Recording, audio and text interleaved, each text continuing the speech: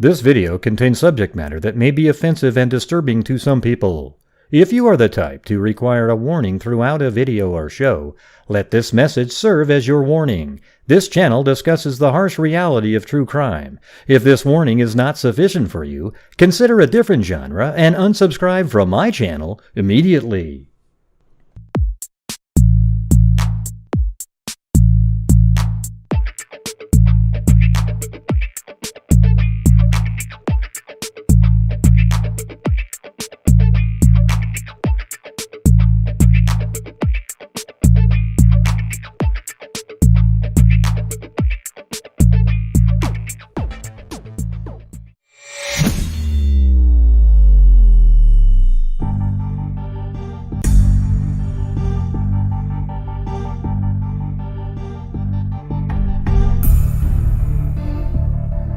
What's going on? I don't know if you guys can hear me now. Should be able to. Got the air conditioning going on. Even though it's not incredibly hot, my house got hot with the sun.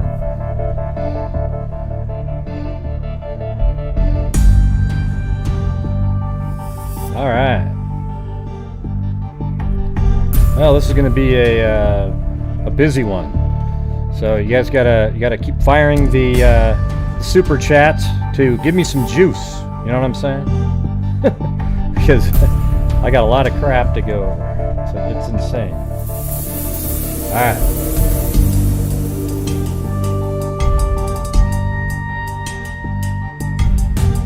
I'm just gonna get started.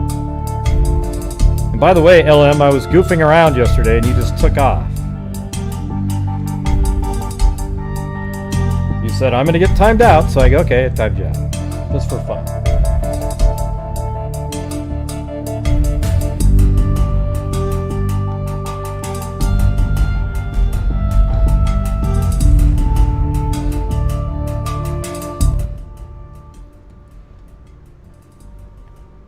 Thanks, Michelle Nicholas.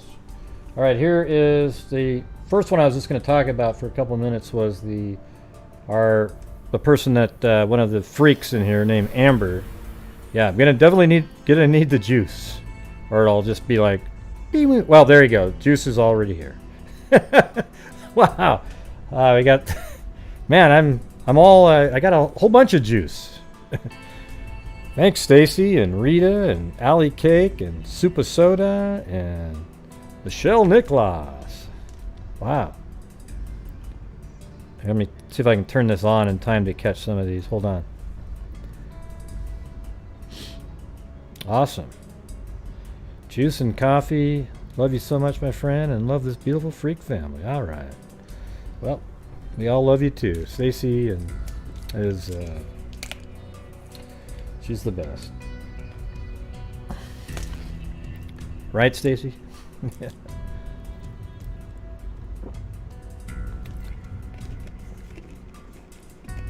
I don't know if it's going to catch up or not.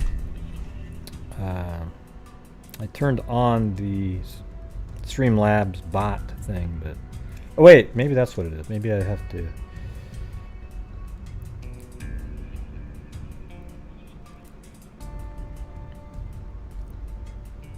Okay. All right. Well, thank you guys. Yeah. So a lot of this stuff's pretty crazy stuff. So this is the one Amber, her friend, remember she was in the chat yesterday. She was talking about a woman who was her co-worker that was murdered. A Spokane woman was found murdered in her own garage on Sunday, and her youngest daughter was almost killed as well. 3 children have lost their home, and now that little girl is fighting for her life. We're told by a close family friend that the girl made it through the surgery. That mom's friend says was Cassie Dewey, a mom whose own daughter nearly died along with her Sunday afternoon. So Cassie Dewey, let's see, she died, and then her own daughter almost died. Around 2 p.m., a neighbor reported that a car was left running in a closed garage. First responders found a man half conscious near the vehicle. They also found Cassie with what police described as a clear traumatic injuries, and a 5-year-old girl still alive but also badly hurt as well. I can only imagine the last couple of hours of Cassie's life, remarked Dimitrovich. Dimitrovich was a close family friend. She knew Cassie for nearly 20 years. She was worried about Dewey's safety in her most recent relationship and even mentioned that to her own family. I know when they're in their 30s like this, we can't tell them what to do, said Dimitrovich. But she's in danger, and I said one day he's going to kill her. More than a day later, Spokane police still won't release the man's name. He's still at the hospital and not under arrest. But they did say there is no other threat related to this case. We do know that Dewey was a mental health technician who worked at Eastern State Hospital, and that her friends and family are grieving her tonight. Well, the guy that killed her also worked there, and I guess was her boss. She fought like hell to save that baby, and in the end, she lost her life, said Dimitrovich. Family and friends are holding a candlelight vigil, and I think that's the one that Amber went to. And then there's the... Tonight we are learning more about the man accused Thanks, of killing Rio her Mazzaro. and nearly killing her daughter. KHQ's Corey Howard is tracking new court documents, and Corey, they have identified the suspect as 41-year-old Joshua Phillips, who is still not in jail. Yeah, he was in the hospital, right?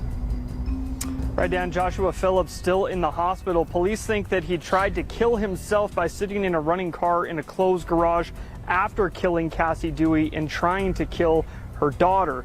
And these court documents are shocking, heartbreaking, horrific, tragic to say the least, made even more so by the fact that Dewey's older kids are the ones who discovered the crime scene and had someone call 911 for them after hearing a car running in the garage. According to the docs, the kids were at their dad's house in Spokane Valley. Cassie and her ex share custody.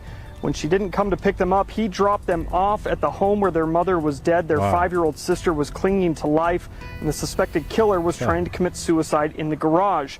The docs say that Phillips and Cassie had been dating, but she kicked him out on Friday, 2 days before the attack on Sunday. According to the docs, on Saturday, Phillips sent Cassie more than 100 text messages, some of them extremely disturbing. Police are still investigating this case, looking for any evidence that indeed connects Phillips to this crime. Right now, he's in police custody in the hospital. He hasn't been arrested yet. We did look up Joshua Phillips, and he does have a lengthy history of domestic violence charges dating back to 2001. It's likely that when he's well enough to leave the hospital, if he ever is, his next stop will be at the Spokane County Jail. In the meantime, you can see the memorial here at the house has grown considerably. There is a GoFundMe for the family that's raised nearly $100,000. If you're interested in learning more about how you can donate to that, we have it linked right now on KHQ.com. Reporting in North Spokane tonight, I'm Corey Howard. Dan, Steph, back to you. All right, Corey, thank you. If you or someone you know is dealing with domestic violence, there are always resources that can help. You can call the National... Let's see.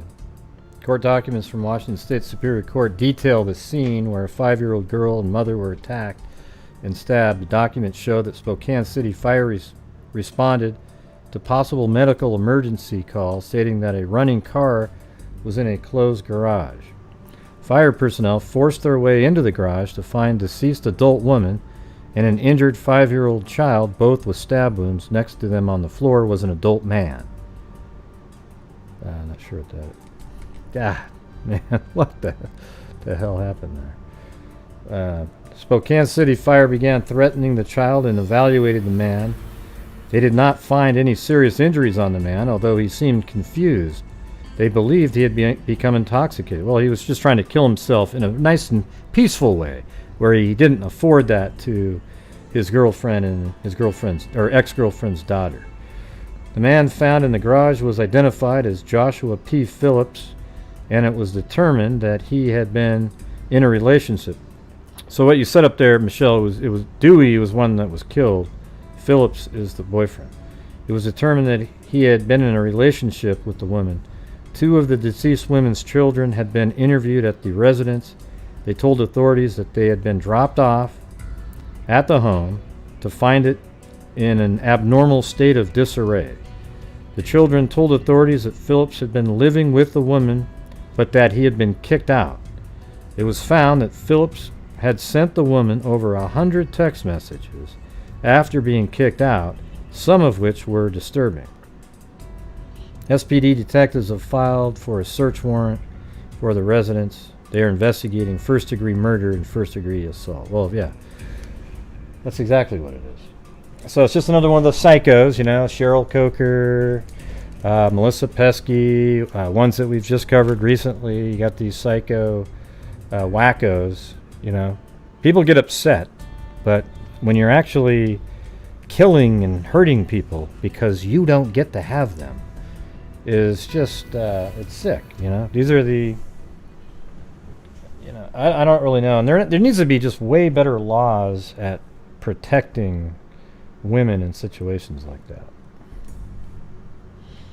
Anyways, sorry that happened to one of your friends, Amber. I don't know where you are, but... Alright, so now I'm moving on to another story. Like I said, I got to get through a whole bunch of them. Nope, hold on. Jeez.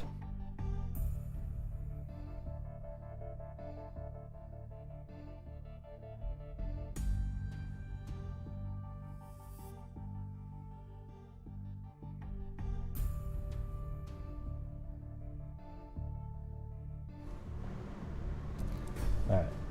So this other one, I was sent something yesterday on it, and it just didn't seem like it was just kind of a weird situation in Idaho here.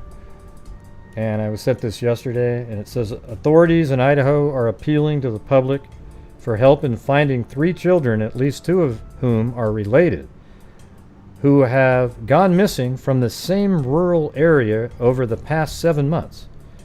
The Gem County Sheriff's Office announced on Tuesday night that investigators are looking for 17-year-old Tristan Connor Sexton, 14-year-old Taylor Summers, and 8-year-old Taryn Summers, all of whom were last seen in the same neighborhood of the small city of Emmett near the state line with Oregon. Oh my God, I live in Oregon. Yeah. The older 2 children were reported as runaways last fall. Hold on. Oh yeah, just get rid of it, guys. People like that.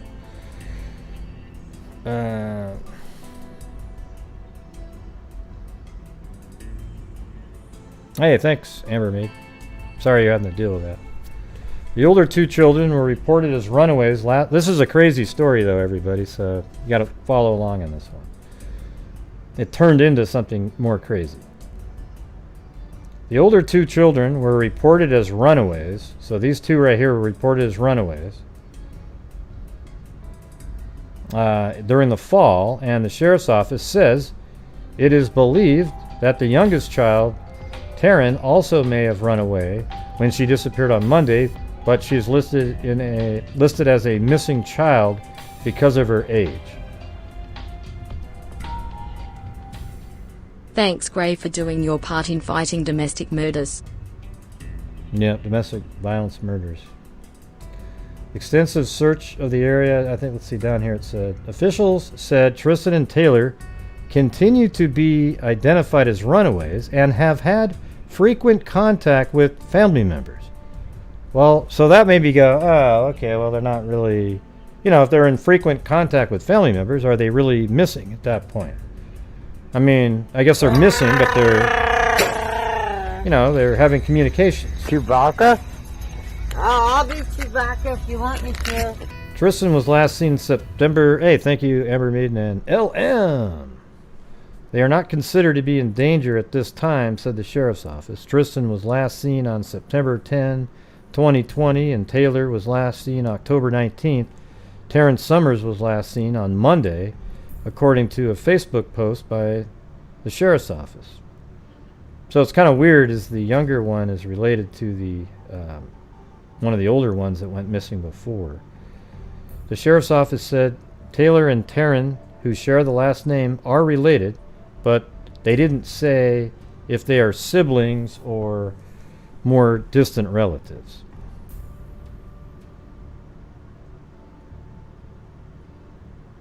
Yeah. And they all three have T's. I don't know if that means anything, but, you know, Tristan, Taylor, and Taryn. Okay, so here is the location they all went missing from, right here. Like, they were all right in this.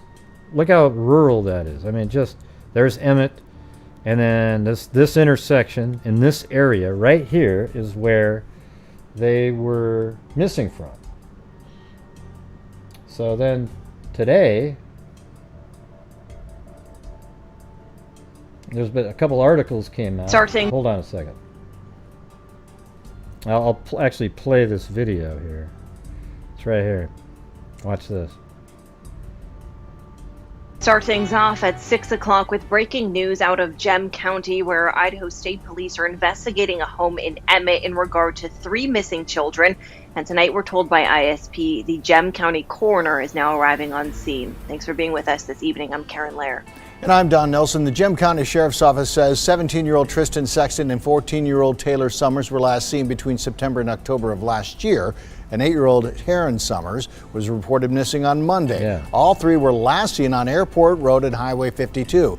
Ricardo Coronado is on the scene with the very latest information. Yeah, so. Well, earlier today at the crime scene, at the investigation side, I was able to get a little bit closer, but the Idaho State Police. Right, so I'll keep playing it, but I just want to say I was right here and I thought, God, is it going to be right in this area? And I just got so lucky again.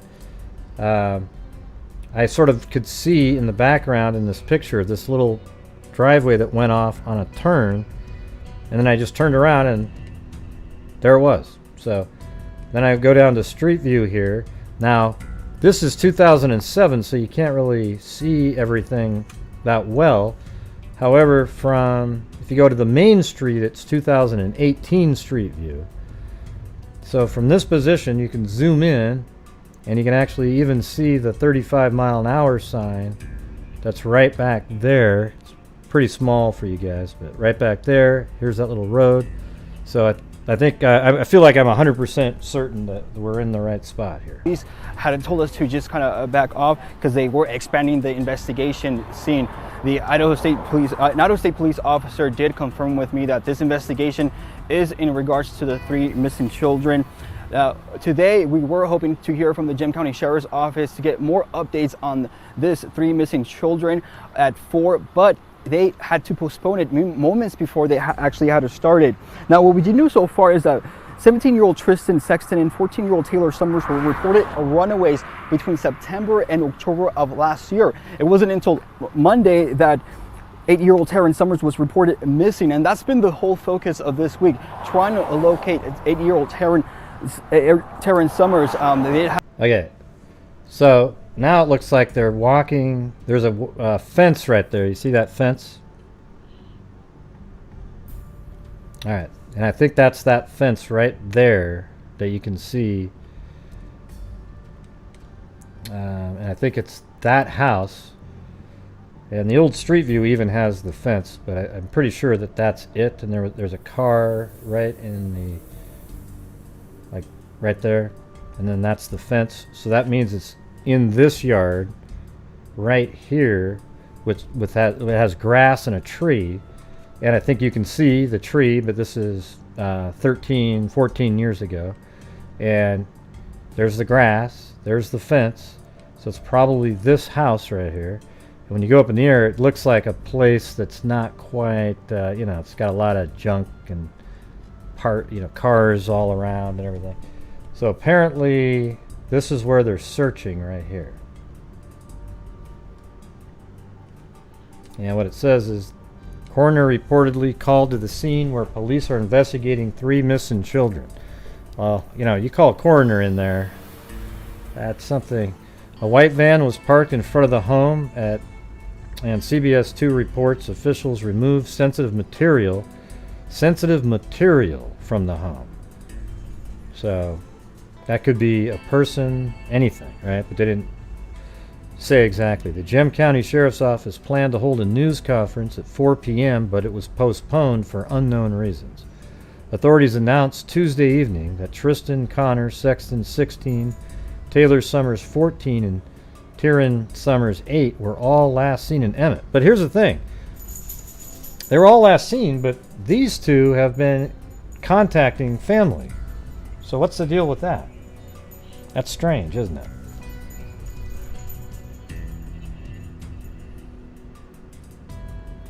And this is East Idaho News again. Got a lot of stuff going on in Idaho, I guess. So we got to see what's going on in this story. It's pretty strange. You had two missing people from the fall, the two on the left there. And apparently they've been in contact with family, but they went missing in that exact area. Then this little girl here, 8-year-old, Tyrin, she went missing just 2 days ago in the same location. And now they have a coroner on the scene right there in that same location. I mean, if I go up in the air, I'll show you. This is the intersection, and that scene is right there. So is there just some crazy killer? But then again, if there were killers, why were the other two kids still contacting the family members? Maybe those two they did run away, and this girl was abducted.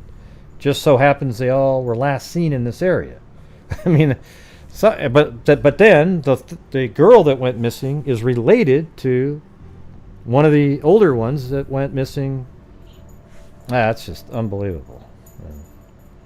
So this girl right here, Tyrin, is related to Taylor. So I think this is. Wait, it's yeah. Hold on. That's hard to tell because Tristan and Taylor both can be any gender, right? Tristan, I think, is a girl's name now. So anyways, I think Taylor Summers.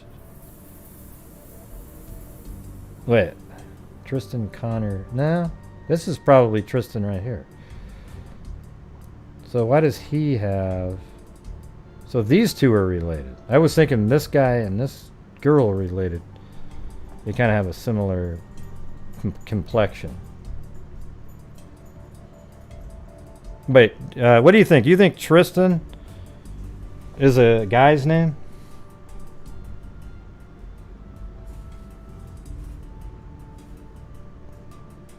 Yeah, I think they put it in order too. Like this is Tristan, Taylor, and Tyrin.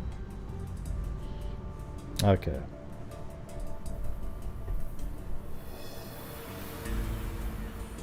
Oh, and my pronouns are he and his. Okay, everybody?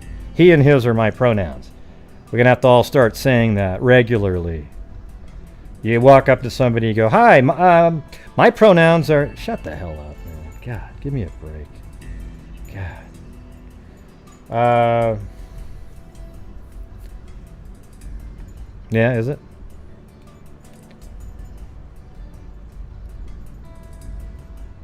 No, I don't remember Legends of the Fall.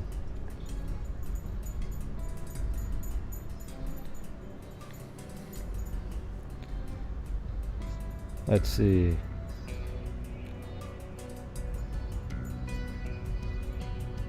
Jeez, LM, boy, that's a stretch.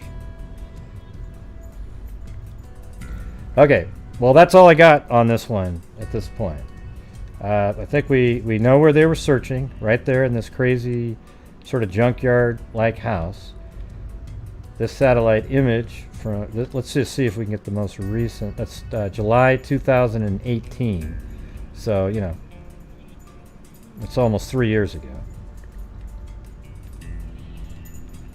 They all went missing. They found a sensitive item here, and the coroner was here. And then two of the other older kids went missing here, and they haven't been found, but apparently they've been in contact with family members. Strangely. I'd like to know what those conversations were about. What were they talking about? Did they sound normal? Or were they allowed to make, calls by somebody? Okay, anyways. That's it on that one. Now we're going to get to the main stories. Okay, I'm going to do this Courtney Coco one first. There's a really great podcast on it, by the way. It's another one of those success stories with the podcast, I guess. So this is I'm going to go through the newspaper articles at the time. All right, so a body found in an abandoned building in southeast Texas was identified Tuesday as that of an Alexandria, Louisiana woman. The body of Courtney Megan Coco, 19, was found Monday. Neither Alexandria police nor Texas investigators know why Coco was in Texas. They also are unsure of where she was killed and how she died. An autopsy conducted Tuesday came back negative for a cause of death, Chambers County, Texas Sheriff Detective David Rabelis said. There was no trauma to Coco's body, he added. Texas officials are awaiting toxicology reports, which can take 3 or 4 weeks to complete. Detectives also are waiting to determine if Coco was sexually assaulted. Detectives are continuing to search for Coco's missing vehicle, a 1999 green Pontiac Bonneville. Family and friends, when contacted Tuesday, declined to comment. Alexandria Senior High Principal Joe Moreau said that Coco worked in the school's office her senior year. He described her as quiet, shy, and polite.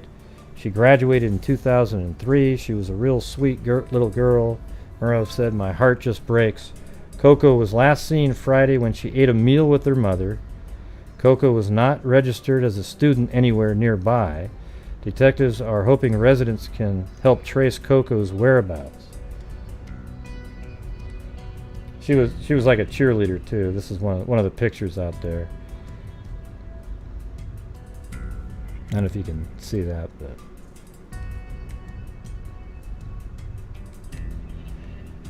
so 2 Alexandria City police detectives went to Texas on Tuesday to help identify Coco to assist with the investigation. The Chambers County Sheriff's Office and Texas Rangers are handling the case, but if investigators determine her death occurred in Alexandria, city police there will take over the case. Yeah, so these are just kind of the stories that were going on. Alexandria police continued Thursday not to release any information on the person of interest in the homicide. Investigators are continuing to search for Coco's missing vehicle, a green Pontiac Bonneville. Coco's body was found Monday in an abandoned building north of Interstate 10 in Winnie, Texas. So, let's see.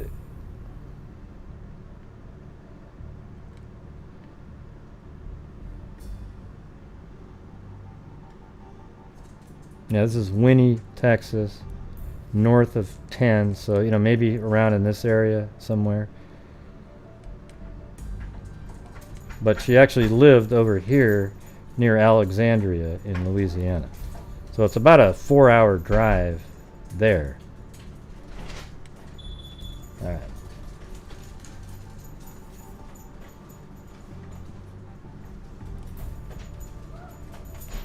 Now I think I actually found the exact house where she lived at the time.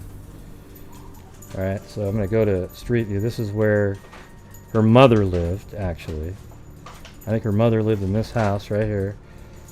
And if you listen to the podcast, apparently she went over there to eat a meal, and then the family was going to go squirrel hunting and asked if she wanted to go, but she said, she didn't really want to. That wasn't her thing either. She liked to be in town and hang out with friends and whatnot.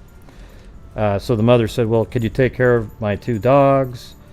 And gave her $10 and said you can drink the milk. This is in the podcast. And the podcast links are in the description here.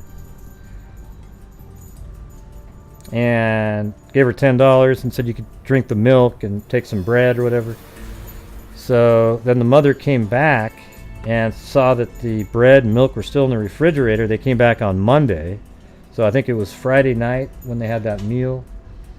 And they came back on Monday and saw that, I think it was Sunday night actually. They came back Sunday night and saw that the bread was still there, the milk was still there, and the dogs had tried to find food themselves by digging in the garbage cans. So then she was like, well, she didn't really think much of it. And then the next day, the police came over and said that a body had been found. And it was in Texas, and it was her daughter. I mean, think how weird that would be. You know, like you talk to her on Friday, you go squirrel hunting, then you come back and your daughter's body's found in Texas because they identified a ring that was on her finger. Isn't that crazy? Yeah.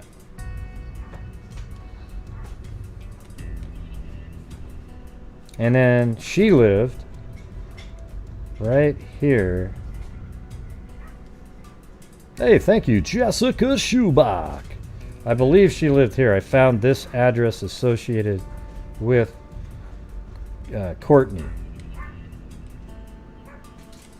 So I think this might have been her little house that she was living in. She was only 19 at the time. And I can't be 100% sure, but it was an address that was listed for her. And it matches, it's about 3.5 miles from her mom's house. And the mom would say like, oh, it was about 3 miles. Thank you, Jessica Schubach. Thank you, Gray, for all your hard work and dedication to true crime and cold cases. All right. There, hold on one second.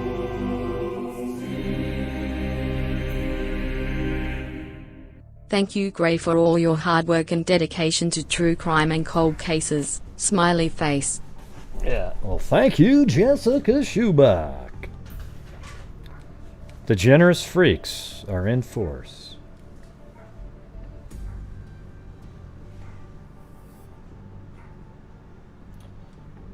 Okay, so I'm going to keep going through these PDF files. Alexandria death had Marksville connection.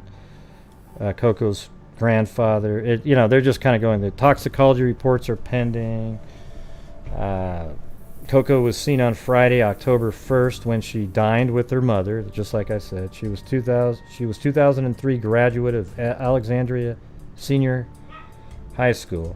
Police used the victim's class ring to begin the identification process because there was no other identification on the body. Police do not know why Coco was in the Winnie, Texas area. And according to the podcast, the mother, what she stated was that, when they found her, she was half nude, and whoever killed her had spread her legs out and left her like that, sort of in a disrespectful way.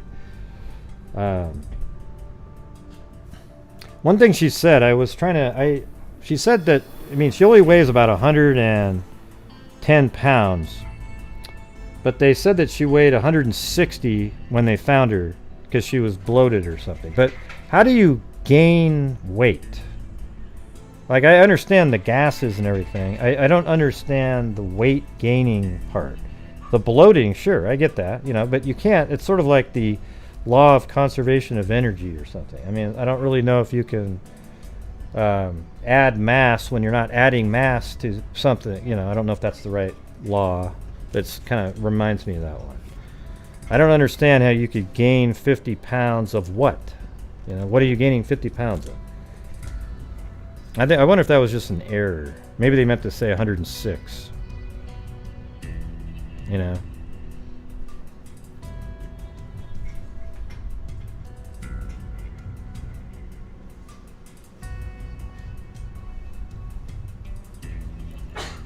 Yeah.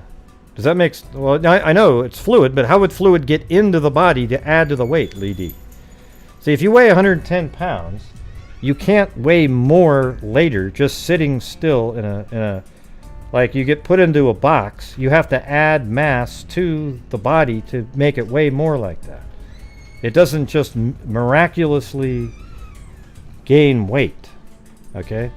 So even if it's fluid, your whole body could turn to fluid, but it would still weigh the 110 pounds if it was sealed in a box.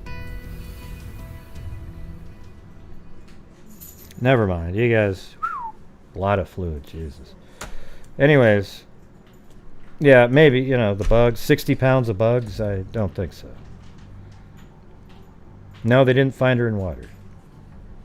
She was in a shed.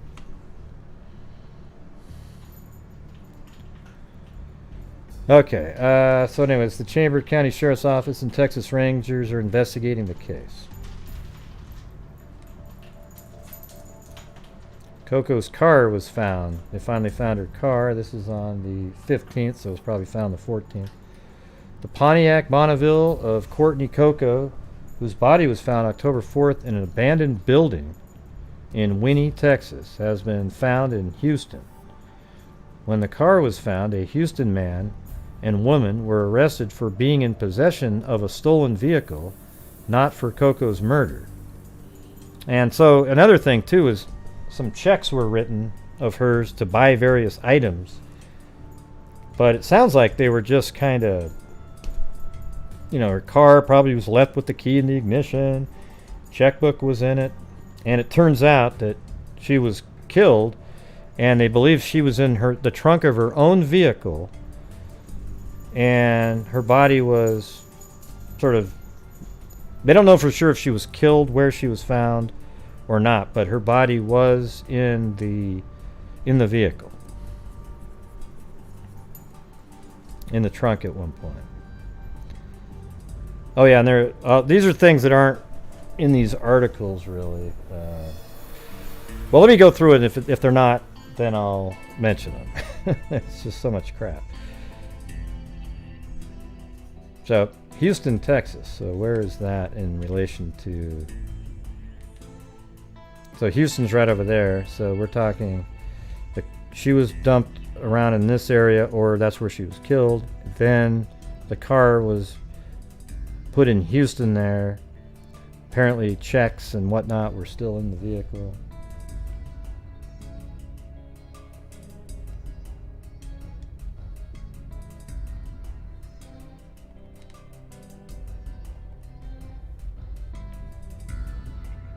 Arrested pair not suspected of Coco's killing. Okay, so they determined that they weren't suspects.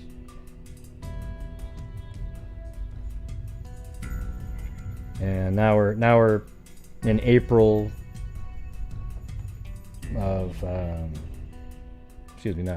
October 28th. So we're only about 3 weeks later, and they're already saying a 19-year-old Alexandria woman whose body was found in an abandoned building in Texas was murdered and possibly died from asphyxiation, but officials still don't have an exact cause of death. The medical examiner has ruled Courtney Coco's death a homicide, but Chambers County Sheriff Detective David Rabelis said Wednesday that he can offer no further clues as to how Coco died, and detectives may never know exactly how she died, unless her killer tells them, he added. What authorities do know is that there were no narcotics in Coco's system.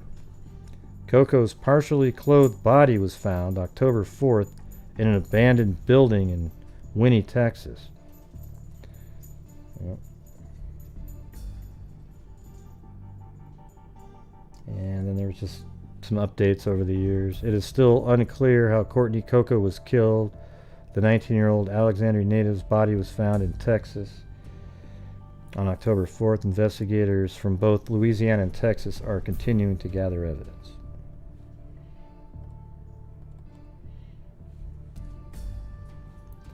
And then reward offered in Coco's homicide.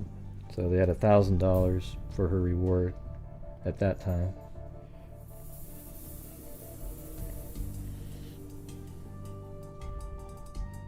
Slain girl's family hunts clues post cash reward offer.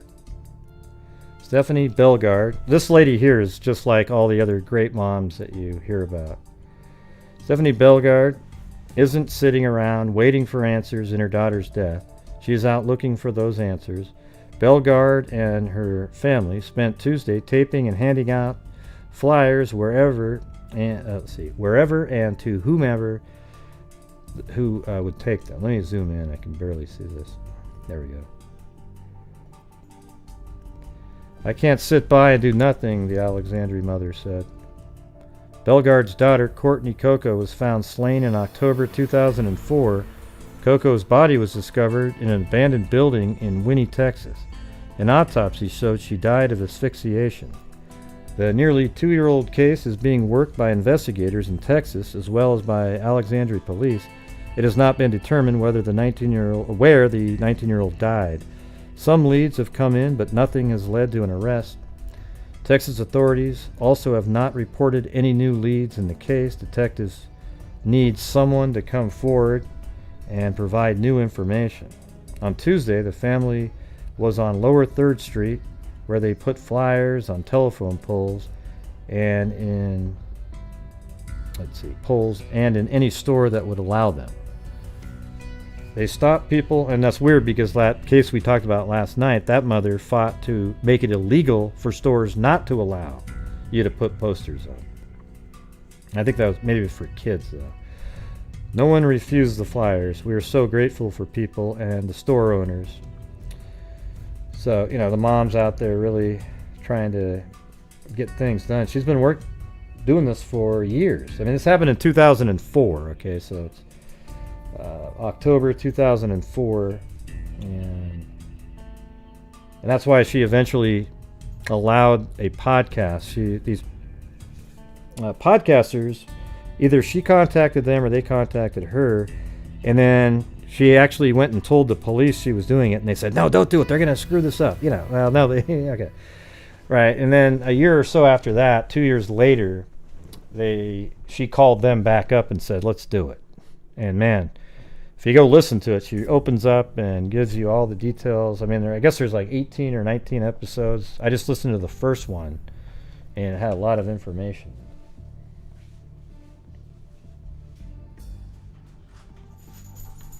And this is it. It's called Real Life, Real Crime. Real Life, Real Crime, a podcast by Woody Overton. And you can find those episodes. They're on Apple also.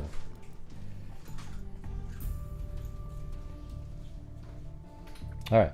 So here's the news right now. This is from today. Texas teen 19 was found dead in an abandoned building in Louisiana in 2004, and suspect was just arrested. A Louisiana man has been arrested in connection with the 2004 killing of 19-year-old Courtney Coco, whose body was found in an abandoned building in Texas. David Anthony Burns, 43, of Boyce, Louisiana, has been charged with second-degree murder. And this is People magazine here. Coco was last seen by her mother in October 2004. Several days after she disappeared, her decomposed body was found in an abandoned building in Winnie, Texas, nearly 200 miles away from her home. Her 1999 Pontiac Bonneville was found in Houston the following week. Her death was classified as a homicide. According to an indictment obtained by the Town Talk, the Alexandria, Louisiana Burns killed Coco during the perpetration and attempted perpetration of a simple robbery, even though he had no specific intent to kill and inflict great bodily harm. I don't know about that. For years, Coco's family wondered what had happened to her. No specific intent to kill and inflict. What are you talking about? It's ridiculous. I want to keep up the latest crime. That's something else. In 2018, Detective Tanner Dryden in the Alexandria Police Department was assigned the cold case. He has spent numerous hours working this case. Numerous hours. You hear that? That's not a lot, right? Working this case in an attempt to bring some closures for the family. After the arrest, Coco's family released a statement expressing gratitude to all who helped solve the case. First, we'd like to thank God, the family wrote. This arrest is an answer to many prayers. We have waited 16 agonizing years for this day to come.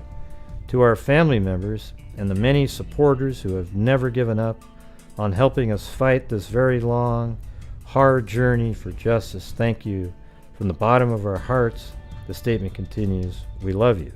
The family also mentioned Woody Overton, a former detective who now has a podcast called Real Life, Real Crime, thanking him for investigating Courtney's case when it was listed as a cold case and not being worked. He then solved her murder in only 7 short weeks and turned over his findings to the police department.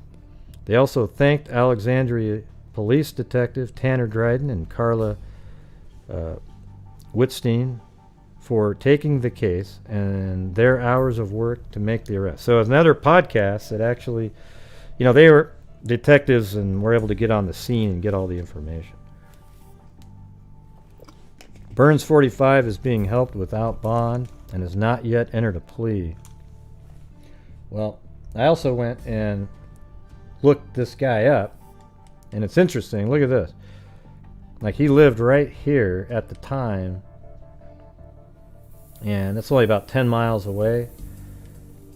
And then I went on newspapers.com, and this guy just loaded up newspapers. Listen to this. David Anthony Burns, 20, of 2436 Louisiana Highway, Henson, possession of controlled dangerous substance, Schedule 2, possession of marijuana, 3rd, concealed weapon, illegal carrying of a weapon. All right, that's one. That was 1996. Then 1997. David Anthony Burns, 21, of Hineston, has been arrested on a charge of aggravated battery in connection with the stabbing of another man. And these are these are before her disappearance. These ones that I'm talking about right now. In connection with the stabbing of another man. Rapids Parish deputies said Burns was arrested early Sunday morning after a disturbance at the Pulse Club on Vandenberg Drive. Burns is accused of stabbing David Lance Greer, 22, of Jenna in the left leg during an argument. I mean, this guy's just he's a pile of shit. That's what he is. David Anthony Burns, 21, possession of controlled dangerous substance, Schedule 2 with intent to distribute now. So this is still 1997. It's about a month later. It's weird. It's like, where is the 3 strikes law? I mean, this guy's, he's just all over the place. So this is, now, there's this gap where he's laying low for a while because, 96, 97, and now it's 2006. Burns David, armed robbery. Okay, so now he's into that robbery stage. And then 2010. What's weird, when you look him up, his criminal record, he has 0 on the site that I was looking at. Ben Verified. Yeah, he's not even on there. So this is a DUI speeding, 2010. Then 2011. Now you think he's probably into meth because a lot of these people steal metal to get to sell to buy drugs. Let's see. Rapids Parish Sheriff's officials have arrested 10 Rapids Parish residents following an investigation into metal theft. Sheriff detectives have been investigating several groups suspected of committing burglaries. David Anthony Burns, 35, is one of those people. Yeah. He should have just been locked up for years and years and never even been out to be able to do this. So this is 2012, aggravated assault, 2 counts, possession of a controlled dangerous substance. And then another about a month, almost 2 months later, 2012, David Anthony Burns, 36, of Heinsohn, who pleaded guilty to 1 count of simple burglary and was sentenced to 10 years with 4 years suspended. So he probably just got out of prison recently. Yeah, I mean, it just sucks, man. This guy shouldn't have been even around to do anything.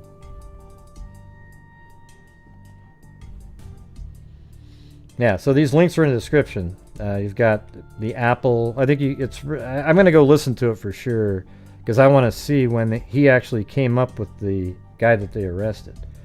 Doesn't that suck that he did it in 7 weeks and he had all these... I don't know. It's frustrating.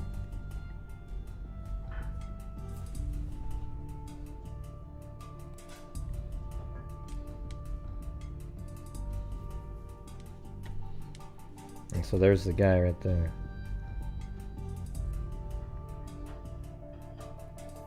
Well, I'm glad they made an arrest. But it also shows that, who knows, man, sometimes we make a difference. I would say cases I made a difference, one of the ones that I did I actually worked for a prosecutor, made that crime scene animation.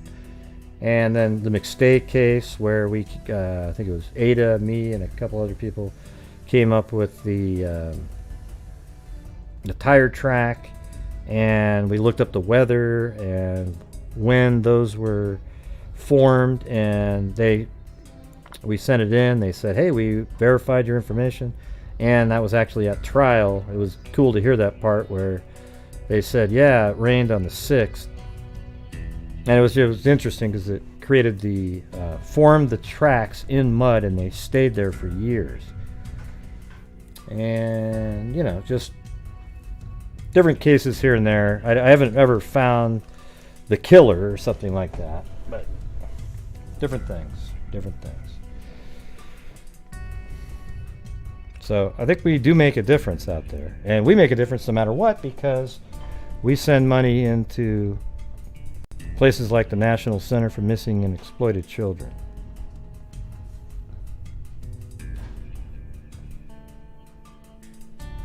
Yep, that's right.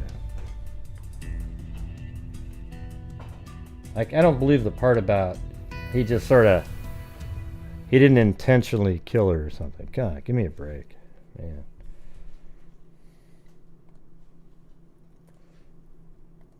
Okay. Now we're going to, this is a case that we've covered before, but I'm going to go through it again, and then we can sort of look at the new information that came out.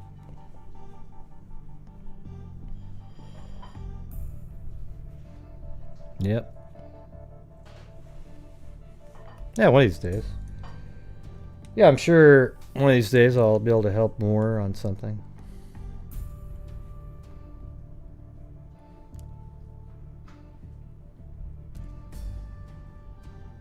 So this is the case of Angela Hammond. And I think you guys remember it. She was abducted from a payphone. You remember that? But I'm going to go through it again just so we have it in our minds. Thank you. I didn't see where that went, but about 250 volunteers searched the woods and fields of Clinton and Henry County looking for any signs of a 20-year-old woman who disappeared from a telephone booth outside of a food barn store Thursday night. So, yeah, there it is. And this is the food barn in Clinton, Missouri.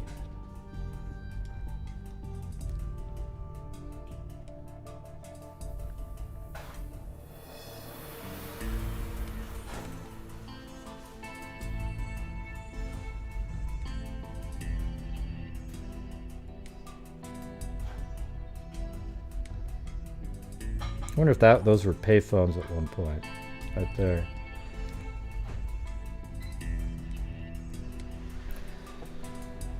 So, a 20-year-old woman who disappeared from a telephone booth outside of a food barn store Thursday night. There were no developments in the search for Angela Hammond. I just want to find her, said Hammond's 18-year-old fiancé, Rob Schaefer. I haven't lost hope. This is the third case of a woman vanishing from a store in her hometown in west central Missouri, and Hammond's disappearance has investigators concerned that the crimes are more than coincidence. Since January 19th, 3 women from towns within 80 miles of one another have disappeared late at night from deserted stores. 2 of the women were closing up shop. The third, Hammond had stopped to call her fiancé. Parsons said there is nothing definitive to link the crimes, but you've got to keep it in mind. FBI spokesman Jeff Lanza said the possibility that they are related is only a theory at this point, but one we are investigating. One of the 3 women, Trudy Darby of Max Creek, was found dead The search continues for Hammond and Cheryl Ann Kenny. I covered all three of those. You can probably go look that up. They're all part of the same show. In Darby's case, police have conflicting descriptions of a man. Hammond's case gives police the best lead so far, and even that is a sketchy description. A dirty-looking white man with a mustache. What do you mean, dirty-looking? That's so mean. He's a person, too. Dirty-looking white man with a mustache and a beard driving a 1969-1970 Ford pickup and wearing overalls. Local, county, state, and federal authorities are sharing notes and following up leads in hopes of breaking open the three cases. The women. Angela Hammond, 20. Hammond was last heard from Thursday night when she talked to her fiancé from the telephone booth. She told her fiancé of a truck circling the lot. Listen to this. Then he heard a scream and the line went dead. I mean, what a freaking nightmare. Hammond was born in the Kansas City area and moved away at age 4. Her father, Chris Hammond, lives in Ola. All right.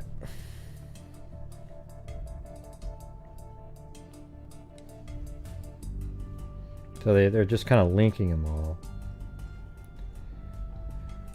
As the search for a Clinton woman apparently abducted from a supermarket parking lot continues, authorities are investigating possible links. As she spoke, the 20-year-old woman noticed a green pickup circling the lot, said her boyfriend, Rob Schaefer of Clinton. Then it stopped. She described the man who got out as wearing glasses and overalls and having a mustache and a beard. Then she screamed and the phone went dead, her boyfriend said. Schaefer, an 18-year-old senior at Clinton High School, said he jumped into his vehicle and raced to the parking lot.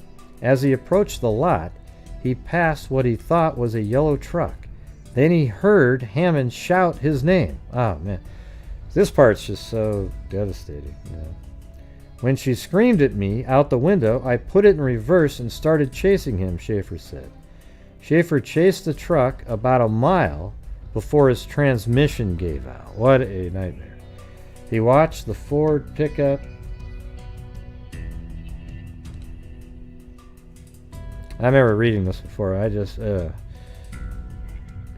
He watched the pickup, believed built in 1969 or 1970, speed away. He thought it may have had a decal of a fishing scene on the back window.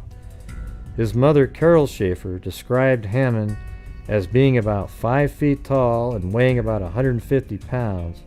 Her son has dated Hammond since last November, she said. Police found Hammond's car in the parking lot that night. Her purse was inside. Yeah, because she got out, made the phone call, and was abducted. Henry County Sheriff Deputy Ralph Courtney said Sunday night that deputies are checking gravel roads around the Harry S. Truman Reservoir.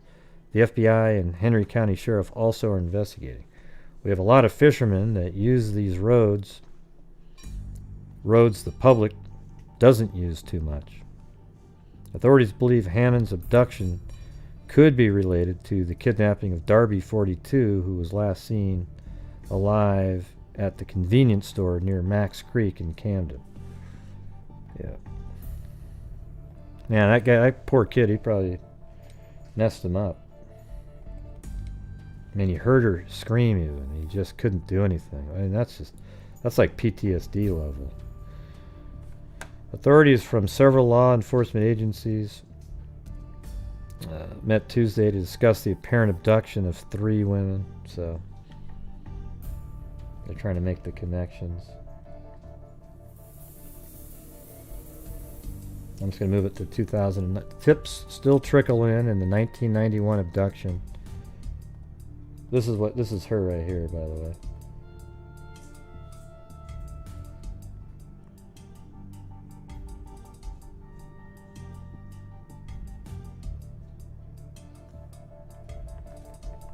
Moments later, okay, hold on. It was late, so when a suspicious-looking man in the green truck pulled into the lot and approached another booth. So can you imagine that? That's why I think that these are the remnants of 2 phone booths from a long time ago. Because they used to be where they weren't on the building. They were sort of near a driveway, like where you'd pull out. And, you know, this could all just be, you know, it might have been at one point that the driveway was right here, and these are both phone booths. That's kind of how I look at it. So maybe she was in one and he was in another one. And man, just think how freaky that is. Pulled up in a green truck, pulled into the lot, and approached another booth. Hammond started relaying details over the phone. Then moments later, the conversation ended with a scream.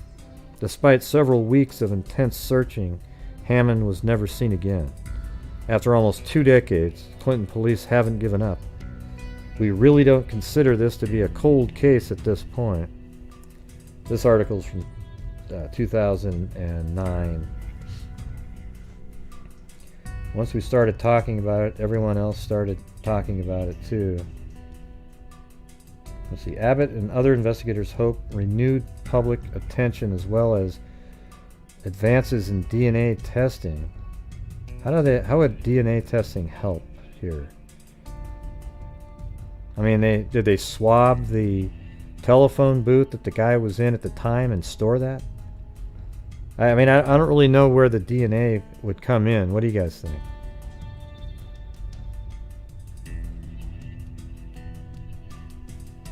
We've been working in the case diligently for the last 18 years. The person never got into her vehicle. Well, I just said that. Swabbed the phone. Did you hear that? But were they really thinking about that at the time? Hey, let's swab the phone in case something called DNA gets invented. You know, 1991, almost nobody was talking about DNA.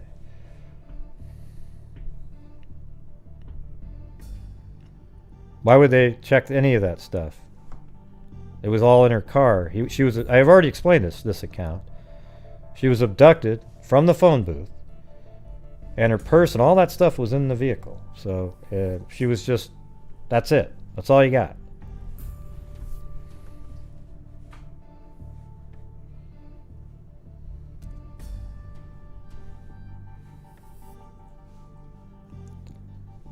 Well, they said DNA, not fingerprinting. Yeah, maybe a cigarette butt. I mean, it's hard to know, right? Like, who put the cigarette butt there? Or, you know, maybe he smoked next to her, dropped one of the cigarettes.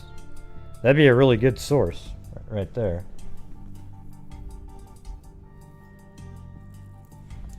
I don't know, Thomas Mo. Why don't you go check somewhere else?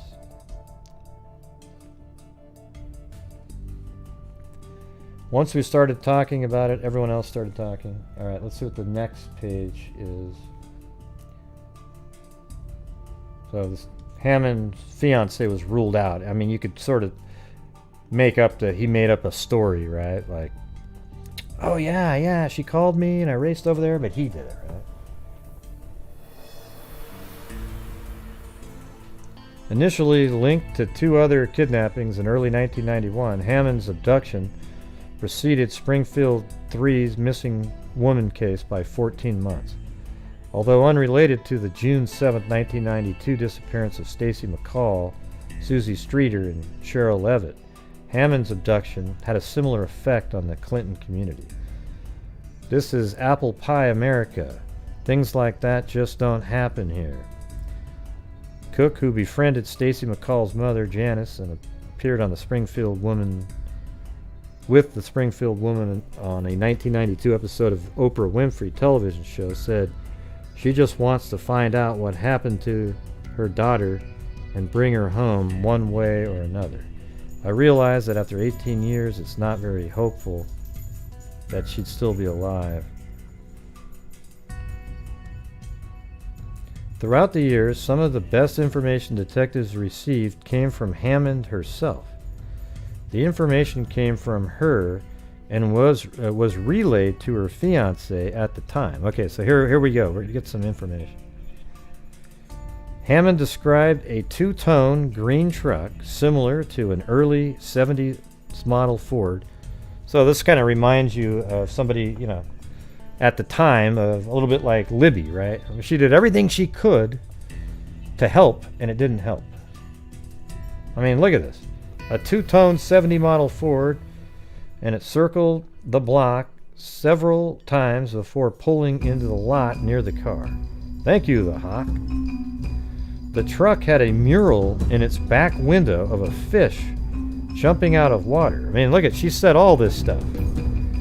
Okay, he's got a truck. It's got a mural, a fish jumping out of, you know, it's just blurting out as much as she could, almost like in the movie Taken with Liam Neeson when she was under the bed and he goes, "This is going to be tough, but you need to start saying everything that you can think of as you're being abducted. You're going to be abducted, but say as much as you can so I can have it."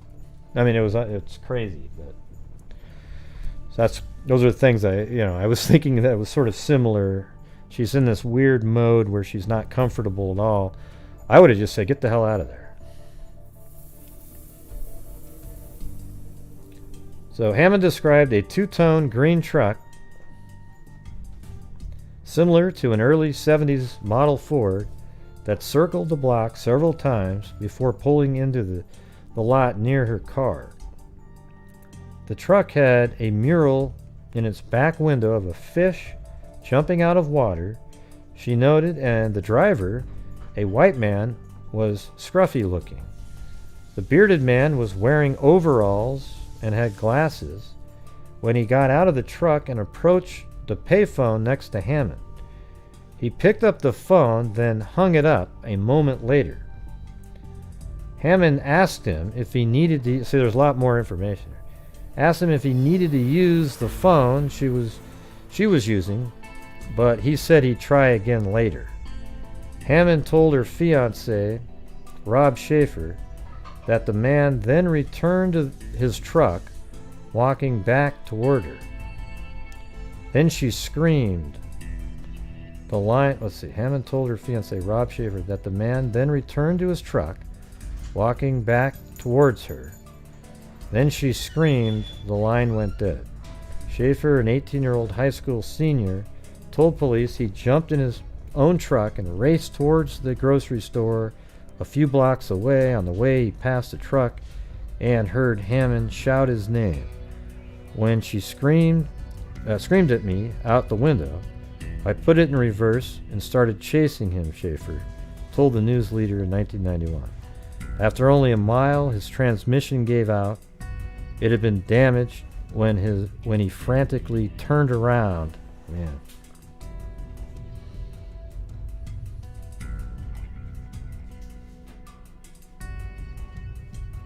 Yeah. I wonder, did they put that information out right away though? They should have put out that truck type and just blitzed everybody with it, because somebody would have recognized that.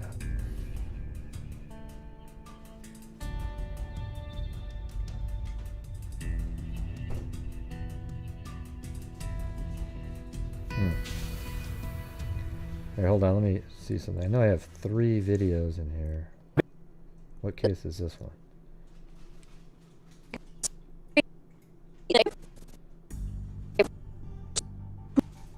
Oh yeah, I think they're the same. Yeah, okay.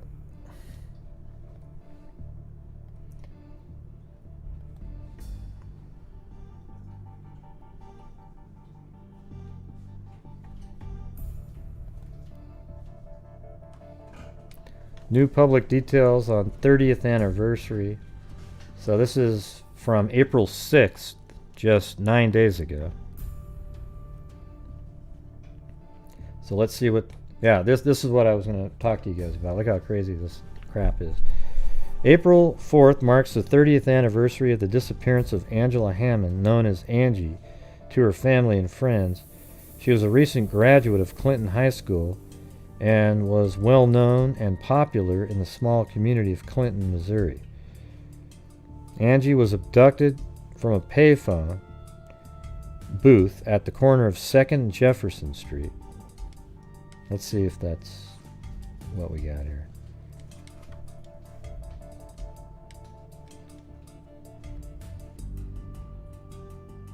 Jefferson. Yeah, it could have been right there too. They did used to put them a lot of times. I don't know which one is second though. That's Jefferson. No, that's second. So right here is what they're saying. Let me go back in time, actually. We might even be able to see the damn thing.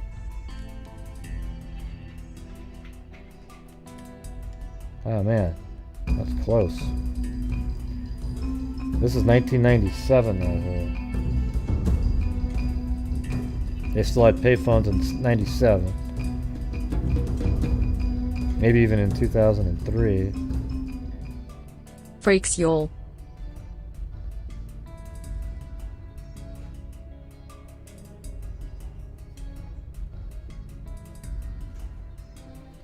Hey, thanks, Darrell Greggs. Okay, let's try something here. Google Maps.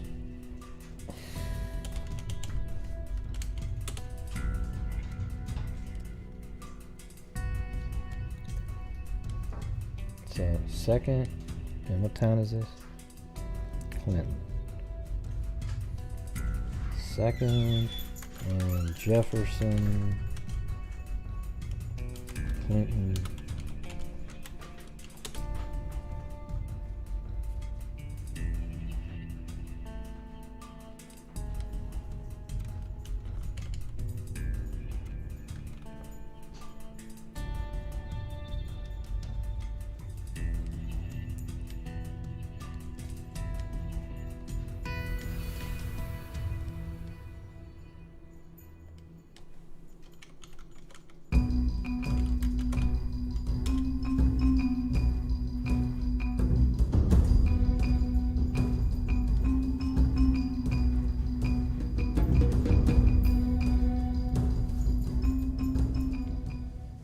Get your freak, ocean wave, on.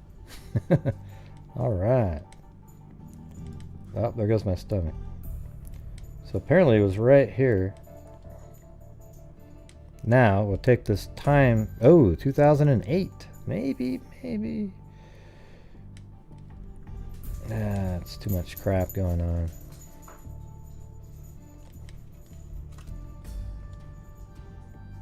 Yeah.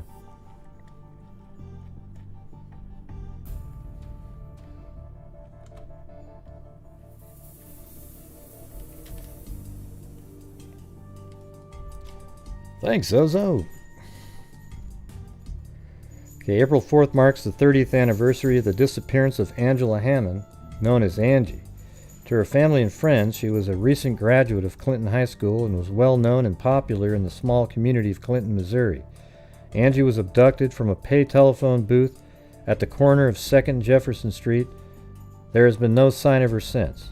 On the anniversary, Clinton Police Department reiterate that Angela Hammond's family is still in their prayers. Clinton Police Department refused to classify this case as cold because they continue to search for investigative leads daily. A day barely escapes them without work or discussion on the case being held. Hey, thanks, Mag. Earlier in the investigation, a description of a suspect vehicle was developed based on recollections of the person Angie was talking with on the phone at the time of being abducted.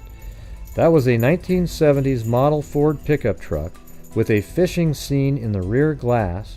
Much of the early parts of the investigation centered around the vehicle description. Hundreds of leads involving vehicles matching that description were followed up on, but never produced any significant evidence. How many trucks would have a green pickup truck with a fish scene?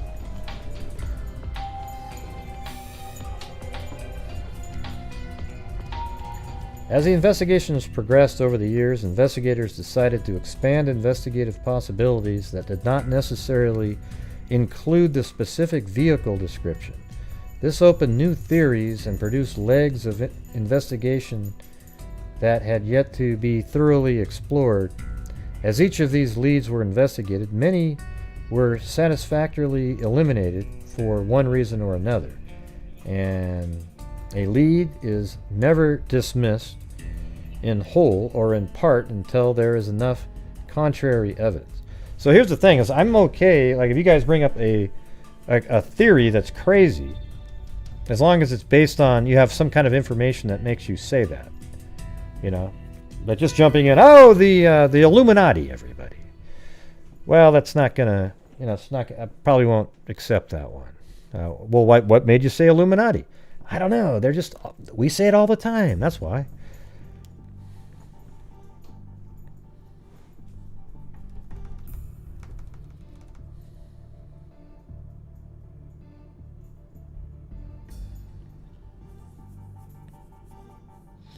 Clinton Police Department stated that one of those leads originates from the Lake of Ozarks region. A confidential informant played a crucial role in disrupting a significant illegal narcotics operation by testifying in a court proceeding. Let's see. A confidential informant played a crucial role in disrupting a significant illegal narcotics operation by testifying in a court proceeding. When the informant's identity was disclosed during the case, he received a cryptic letter. Oh, wow. So, let's see. When the informant's identification was released, that informant received a cryptic letter composed of cut and paste characters in the style of a ransom letter one might see in a movie about a kidnapping. Surfer, surfer, surfer. Thank you, Jessica Schubach.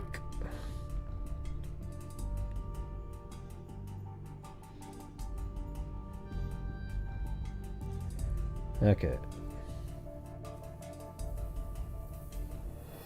The letter addresses the informant by the number that had been assigned to him to protect his identity before the court proceeding. It also mentions the informant's estranged wife by the first name. The letter was postmarked April 4th, 1991, which, wow. I mean, she went missing on April 4th. That's the same exact day that she went missing. The letter was postmarked April 4th, 1991. The exact date that Angela Hammond was abducted, oh, well, they said that right after that, late that evening. The informant's wife and his daughter, also named Angela, were living in Clinton, Missouri at the time. Ah. So could this have been a mistaken identity deal, right? Like the informant was getting payback, and they thought they were killing, but I mean, I don't know. How did you?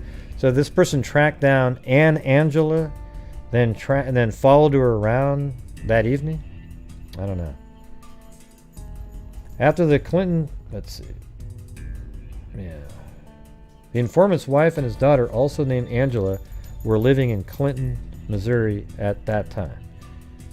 After the Clinton Police Department spoke with several people of interest and potential witnesses, the theory developed by investigators is that in retribution for the informant providing information that led to the prosecution and disruption of this criminal enterprise, a person or persons involved in the criminal enterprise planned and executed the kidnapping of the informant's daughter. Some mistake was made as to the identity of the targeted Angie, who had some physical resemblance to Angela Hammond, resulting in Hammond's abduction. While the theory seems incredible, Clinton Police Department investigators have come across information that lends credibility to it and have so far been unable to refute it. That's interesting. This information is being publicly provided in part now with a plea.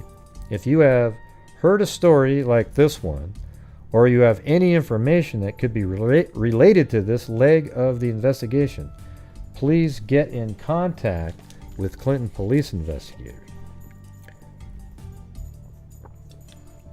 Now, isn't this weird? This is that one that we covered a long time ago. I didn't know that there was any updates on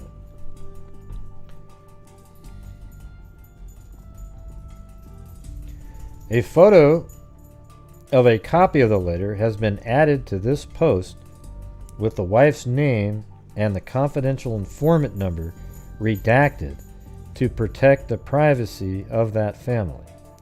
Very recently, a person, listen to this, left an anonymous telephone message for the Clinton Police Department regarding the Angela Hammond case.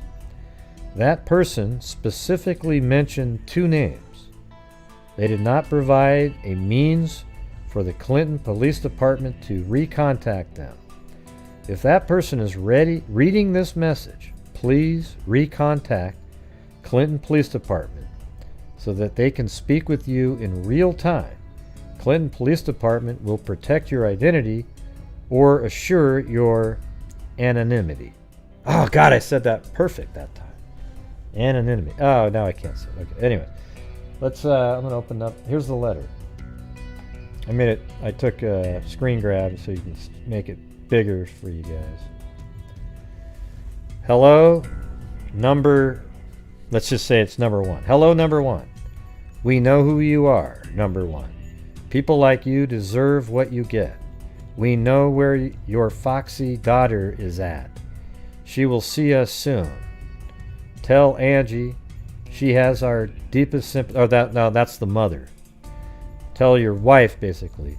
She has our deepest sympathy in her future. I don't know what that's. Further loss. They can't spell. Further?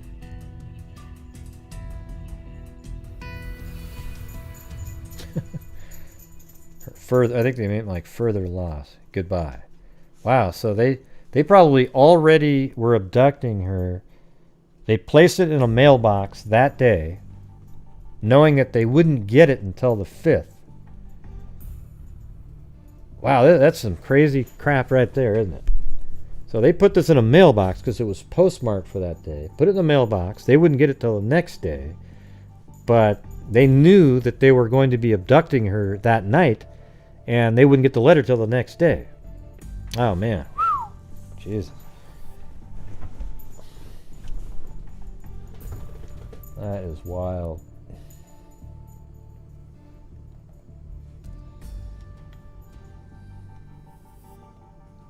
Tonight, detectives are hoping an old piece of evidence can generate new leads in a cold case. 30 years ago, a young woman vanished in Clinton, Missouri. Someone kidnapped Angela Hammond, April 4th, 1991. Yeah. Francis Watson takes a look at the timeline of the crime. Well, she's definitely dead. This is back in 1991. And the evidence. It changed what our community was like when this happened. Nothing had happened like this before. Angela Hammond was talking on a payphone to her boyfriend, Rob Schaefer, in the parking lot of a grocery store near the square in Clinton the night she was taken. She was able to describe the man and the vehicle he was in to Schaefer before vanishing. The 20-year-old woman, 4 months pregnant, would never be heard from again. It would be difficult for one single person to pull this off. Police believe that the abductor for one before vanishing. The 20-year-old woman, 4 months pregnant, would never be heard from again. It would be difficult.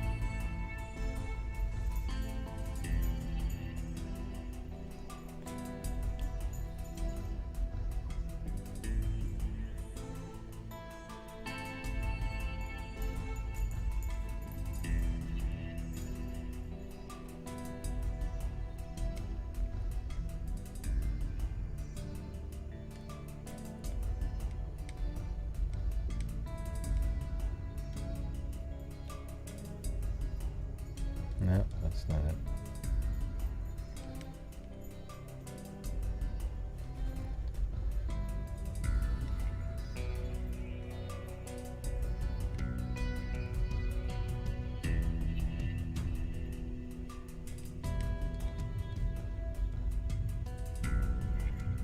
Yeah, I was trying to see if I could see the building that was through the glass. See back there? And then we'd know exactly where that was. But I see a sidewalk there and the grass. you know, you can kind of make it makes it seem like it might be in that corner back here. Let me just try one more time. Yeah, Holly, you would have got out of there. Man, of course you would have. Man.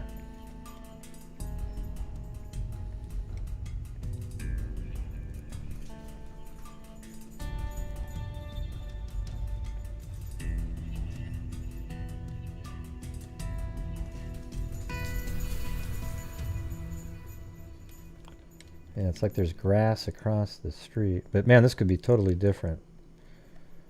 Let me just look at Google Earth for a second.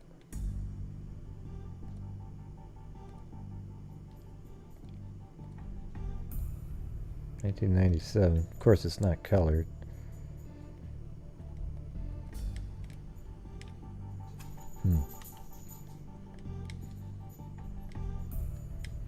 Yeah, they say it was on that corner. Not that one. This one over here.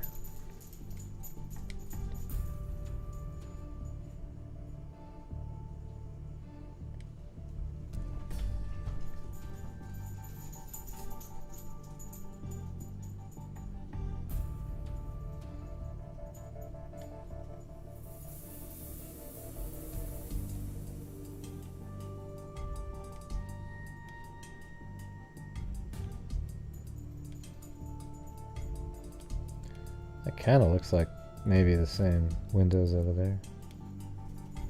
But they look lower to the ground.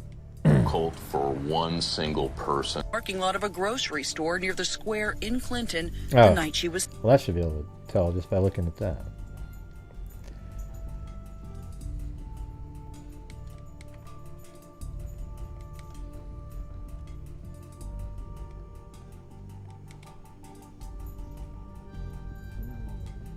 Oh, my stomach's just... Every time I drink Diet Coke, my stomach just goes... Rah. Yeah, so they must have been right there. Right? Because look at that, looks the same. See? See that? And that's the same angle, basically. Hey, look, there's a squirrel right there. We could do some squirrel hunting. But there you go. So that means that the payphone most likely is exactly where they were saying, right here in this corner. Right there. So there we go. Okay, so now we know for sure. Payphone. I'll play that whole thing. Okay. I just want to, I like to figure stuff out though. So.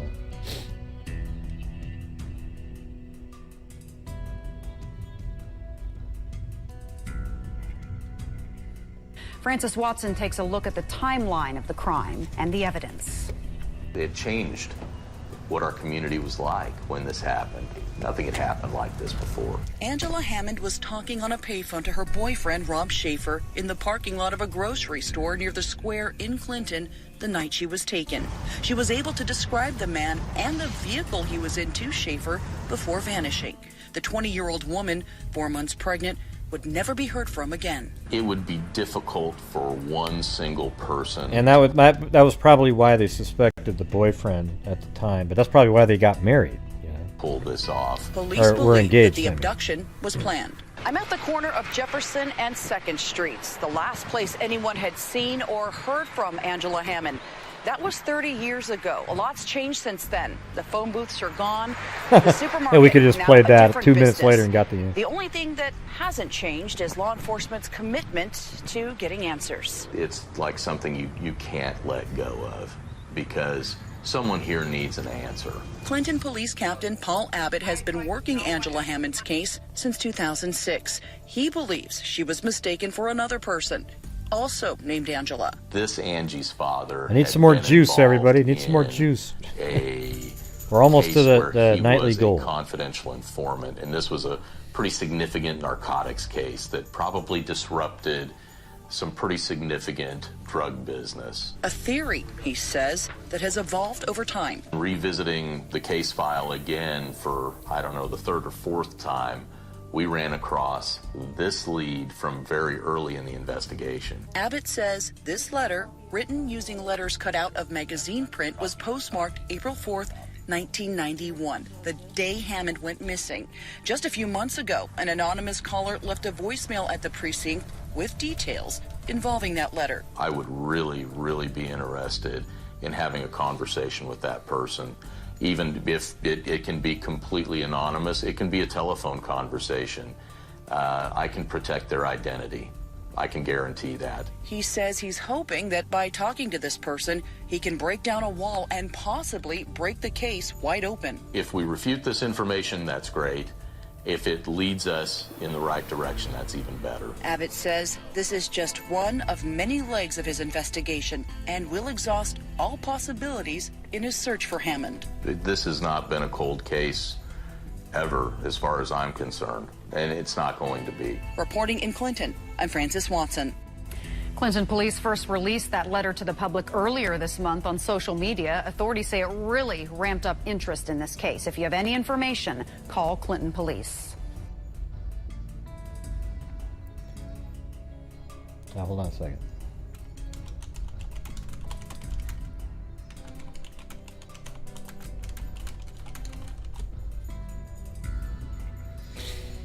Tonight, detectives are hoping an old piece of evidence can generate new leads anyways, in a cold...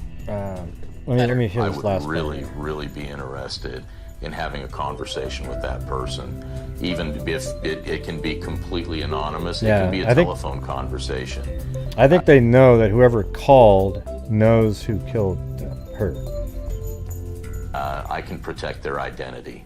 I can guarantee that. He says he's hoping that by talking to this person, Thanks, he can Rita. break down a wall and possibly break the case wide open. If we refute this information, that's great. If it leads us in the right direction, that's even better. Abbott says this is just one of many legs of his investigation and will exhaust all possibilities in his search for Hammond. This has not been a cold case ever, as far as I'm concerned, and it's not going to be. Reporting in Clinton, I'm Frances Watson.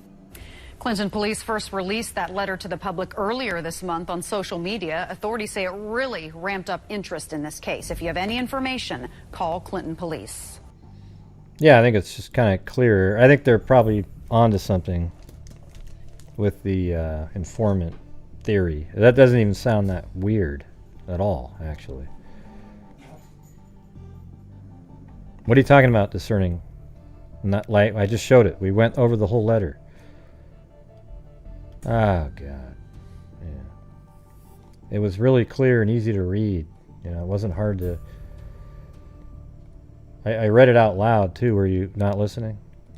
Hello, number 1. Let's just say the number is 1. Hello, number 1. We know who you are. Number 1. People like you deserve what you get. We know where your foxy daughter is at. She will see us soon. They sent the letter out knowing it wouldn't get there till the next day. Tell your wife she has our deepest sympathy in her further loss. Goodbye. 1. Okay? Right, so it's really kind of a basic thing. They're just saying, hey, we're about to abduct your daughter. You'll get this letter after we've abducted her. Okay? Right, okay.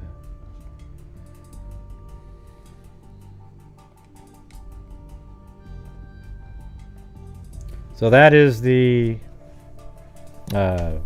that's that update on that story. Okay.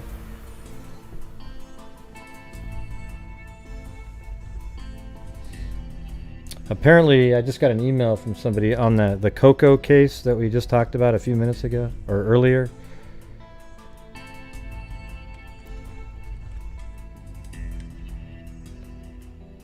I guess apparently that the killer, or the guy that was arrested, made a Facebook post like he was threatening the podcast makers.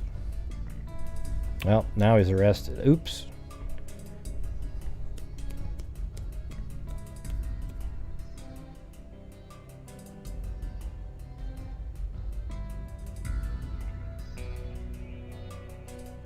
Yeah, maybe.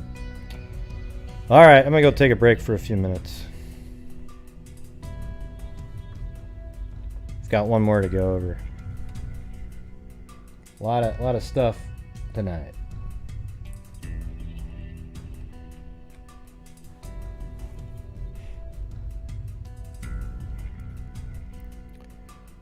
But if you would like to help out the channel, we're about halfway through the month. Got to keep on trucking. I know Stacy sent that one in, but we're still short of a normal night. Everyone saw that and went, oh, well, screw it then.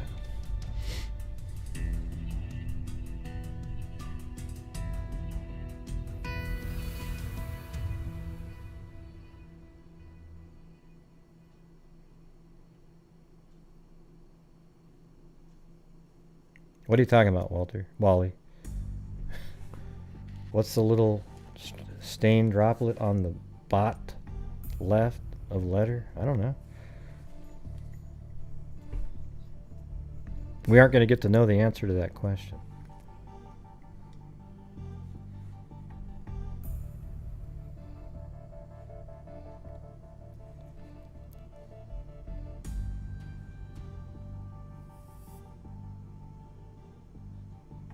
Well, there you go. Jen H. and Carolina Carla. So, what do you guys think of that? Those are just some crazy cases right now that we've gone over tonight. Absolutely nuts, right? I mean, we've got the letter in this one, probably mistaken identity. Just the 3 kids missing in Idaho. Are you kidding me? I want the juice, Dan Carr.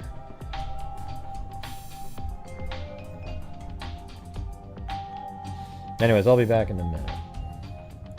I'll get you guys or I'll pick you some really funky music. Here we go.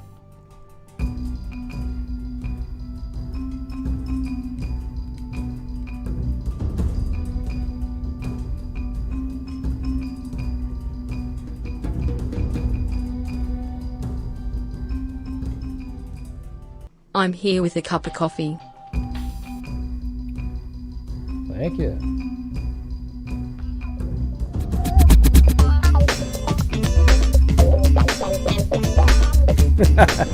Hey, that little alien was dancing with the music.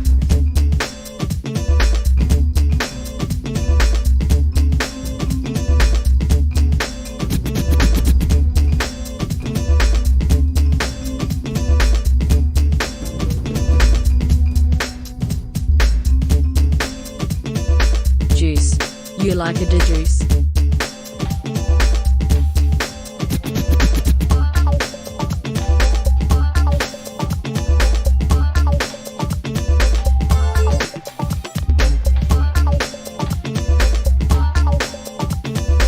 Screw it, winking face, smiley face.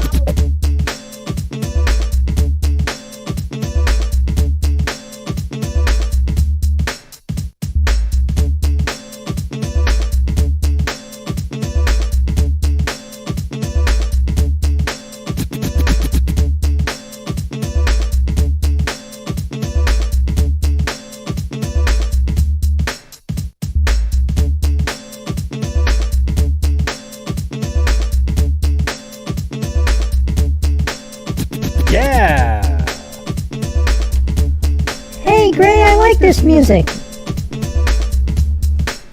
You do? Well, not really, but hey.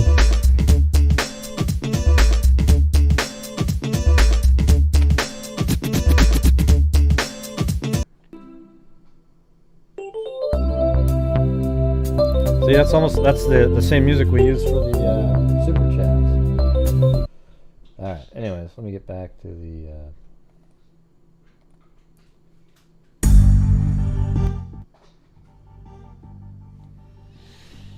All right, moving on to another story now. That I took. Does anyone want to see more elephant? Nah, not really. I'm just kidding. You can send them to me in an email, maybe tomorrow or something. All right, I've got to get to the next story. So this one is Jaye Potter-Mintz. All right.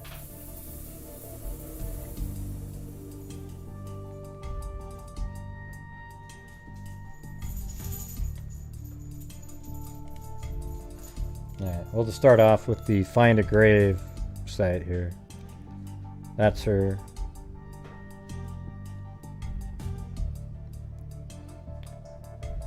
I don't know if you can see that very well.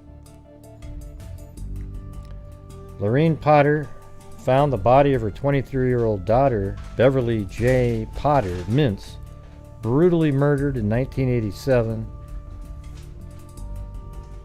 while their then 2-year-old son was home with her in her Village Road home. The attack took place in front of her son, Andrew, who was 1 day away from his second birthday.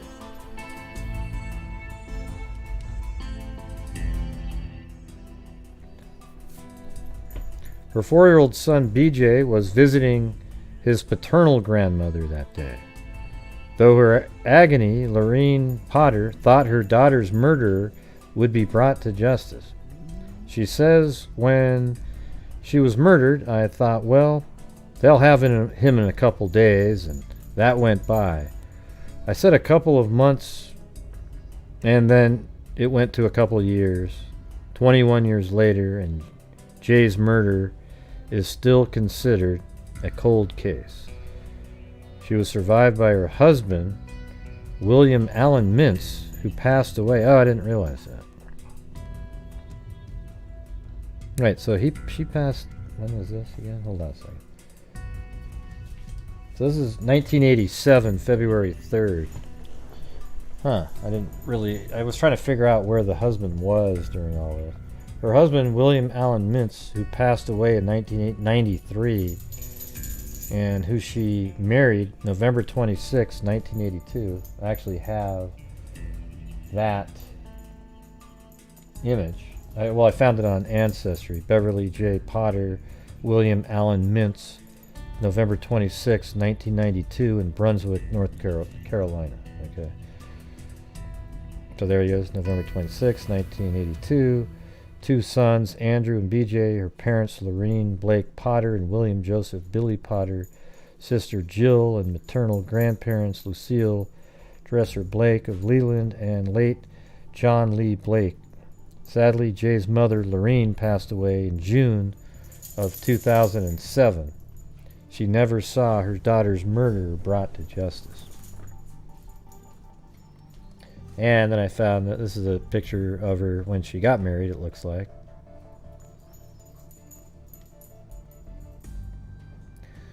Okay, so check. This is an interesting part of the case here. Okay, all of the cases tonight have some just craziness to them.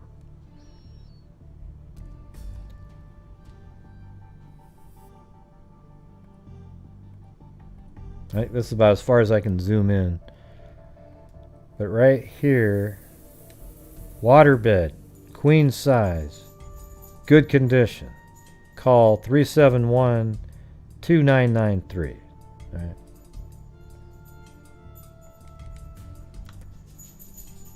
And this was actually on Google. Newspapers.com didn't have any of this. In the 3rd Brunswick County slaying in 2 months, a Leland woman was found dead in her home on a busy thoroughfare here Monday. She had several stab wounds, according to Brunswick County Sheriff John Carr Davis. Beverly J. Potter-Mintz 23, was found dead in her home by her mother shortly after noon. The woman lived with her cousin and their children in a sunny little frame house on Village Road, about a mile west of US 17. Okay, so here's the thing. This is one of those cases where I think I found the house. So here we go.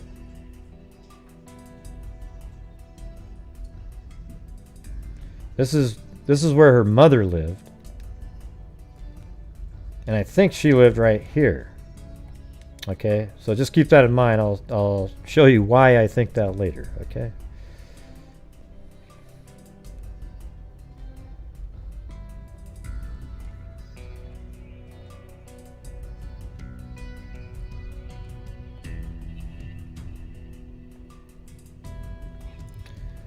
Beverly J. Potter-Mintz, 23, was found dead in her home by her mother shortly after noon. The woman lived with her cousin and their children in a sunny little frame house in Village Road, about 1 mile west of US 17. She and her 1-year-old son were the only ones in the house at the time of the killing. Davis said the time of death was between 10 a.m. and noon, and said there was no sign of forced entry. The road they lived on is a busy one with heavy auto and pedestrian traffic to several groceries and fast food restaurants and other businesses. Davis issued a plea for anyone with information that might be linked to the case to come forward. Neighbors reported seeing nothing unusual. State Bureau of Investigation crime laboratory teams were sent from Jacksonville and Raleigh County. Coroner Greg White said an autopsy will be performed. "We don't rule anything out," Davis said, adding, however, that there was no sign that this slaying was linked to 2 others in the county. One of those killed was Davis's son-in-law, Thomas Gilbert. Wait, who's David? Oh, the guy talking. Summer, who was found dead in his work van December 30th. Summer, who also suffered multiple stab wounds, was found by authorities at the isolated entry to Orton Plantation. No arrests have been made in that case. Alright, so we got that, and then this one at the Leland Florist Shop Tuesday. Jenny Mintz inflated birthday balloons destined for a boy who had turned 2 years old that day. On the table nearby were white lilies for a funeral. They were for the boy's mother, slain Monday in her home next to the florist shop. The body of Beverly J. Potter-Mintz, 23, was discovered shortly after noon Monday when her mother dropped by her Village Road home. Her whimpering son was at her side. Brunswick County Sheriff John Carr Davis said the woman had been killed between 10 a.m. and noon Monday. She had multiple stab wounds. Her hands were bound behind her. Investigators, including State Bureau of Investigation crime laboratory teams from Fayetteville and Raleigh, were at the scene late into the night, but Davis said they had found nothing to identify the killer. He said he had not yet received the results of an autopsy. Is this going to be one of the subscriber waves? Well, it looks like it.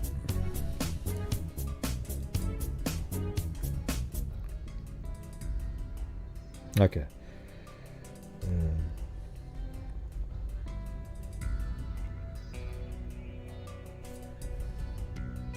Now I don't know where that word is. Oh, there it is. Jenny Mintz, who is no relation to the deceased, oh, that's kind of weird, said the shock hasn't worn off the busy Woodburn community.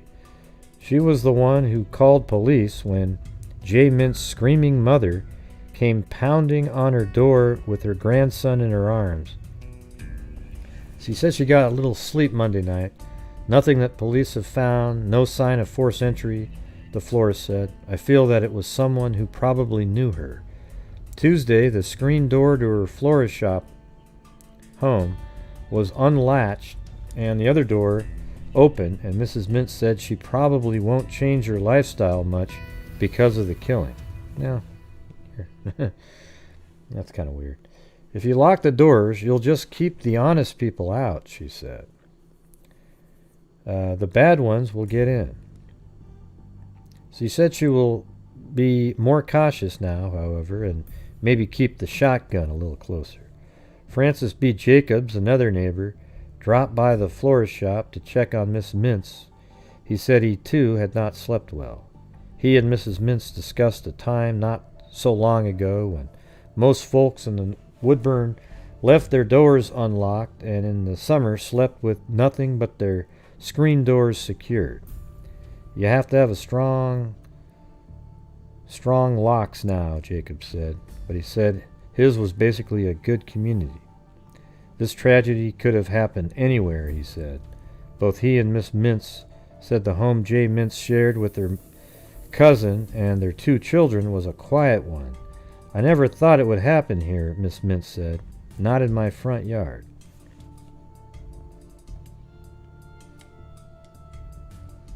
All right, so those are about the only articles that were in the newspaper back then.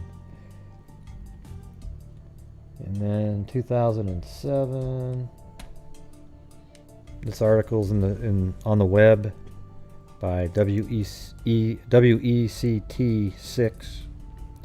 2 decades have passed since a murder so horrific it shook up even veteran police officers.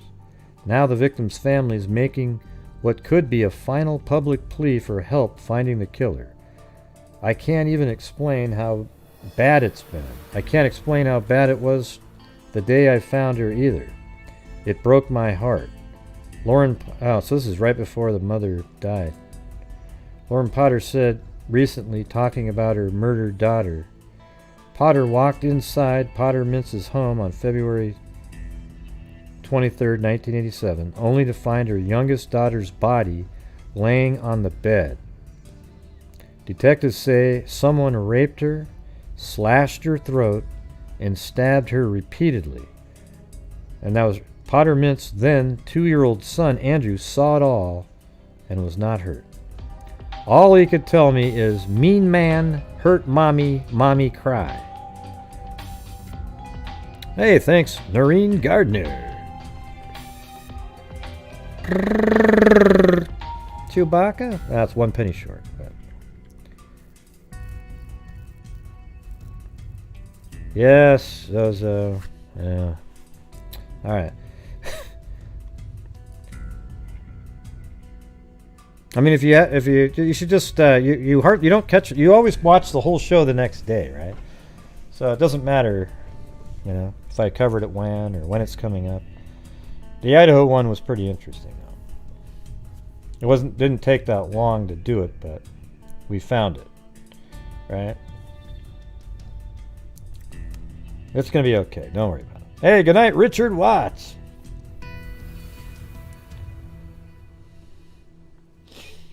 Detectives say someone raped her, slashed her throat, and stabbed her repeatedly, and then her 2-year-old son saw it all, and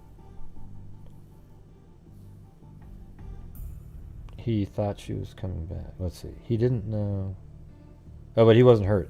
All he could tell me is, mean man hurt mommy, mommy cry. He didn't know she was dead. He thought she was coming back. 20 years later, police are still searching for the killer. Detectives got a break in 2000. When Potter-Mintz's murder made the front page of USA Today, hundreds of law enforcement officers across the country called, saying they were dealing with a similar murder. But though several women were murdered in a similar way, no evidence led to the killer, said Sheriff Ron Hewitt. The best hope now is a classified ad Potter-Mintz took out to sell a waterbed. So listen to how crazy this one is.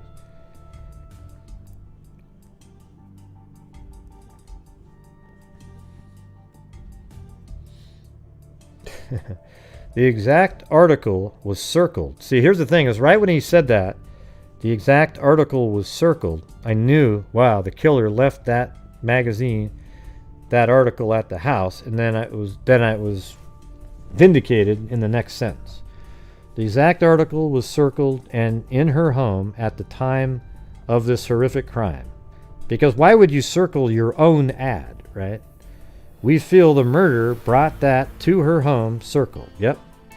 Potter says she had horrible nightmares for 7 years after her daughter's death. Then I had a dream one night. She came to me, and that was the best dream. I could reach and touch her. It was so real. I quit having nightmares. But though the nightmares are gone, Potter hopes the killer hasn't also vanished.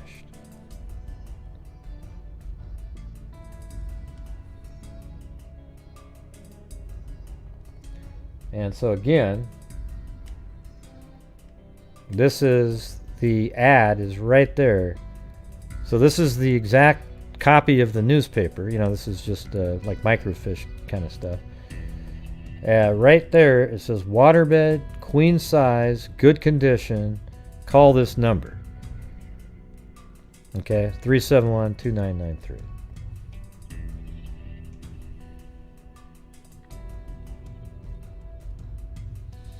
All right, now we're going to play the couple videos here. These are really old.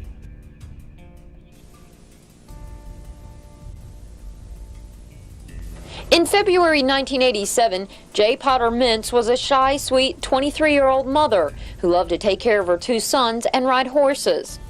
Mintz was also trying to sell her waterbed, so she took out a newspaper ad, an ad that may have led to her death. On February 23rd, detectives believe someone claiming to be interested in the bed went to Mintz's house, raped, and killed her. She died as a result of numerous stab and slicing wounds to the body. Is whoever committed this crime would be very bloody. There was a tremendous amount of blood spattered at the scene. Mintz's mother, who lives nearby, found Jaye's body not long after the crime was committed. She also found little Andrew Mintz, who had watched the whole thing. But I could hear the baby back in the bedroom, so I headed that way.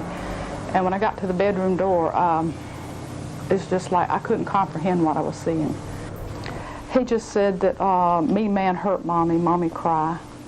Potter has since raised both of her grandsons and says Andrew, who turned 2 the day after his mother's murder, doesn't remember enough to help detectives very much. He was telling me all sorts of things. It was a white male. He pushed his way in. He had a knife. He made motion as, you know, he was stabbing her. He apparently saw everything. Sheriff Hewitt says this is one of the cases he wants to solve the most because it was so brutal and because the killer is still at large. Yeah, now, see that home right there? See how it's shaped with the top? So obviously these steps would be facing the main road. And you see this, the roof, and then this one going that way. So when we look at this, and somebody mentioned it was near this lane, Village Road, and off of Dresser Lane or something. So then I went back in time, and if you go back far enough, watch the. That one's out of sequence, by the way. Well, you can't see it really well, but what you can see is, I think the next one, that it's sort of an L shape, and that's what we have right here, this L shape. And one of the other things that I was going to have you look at was in the video. Watch.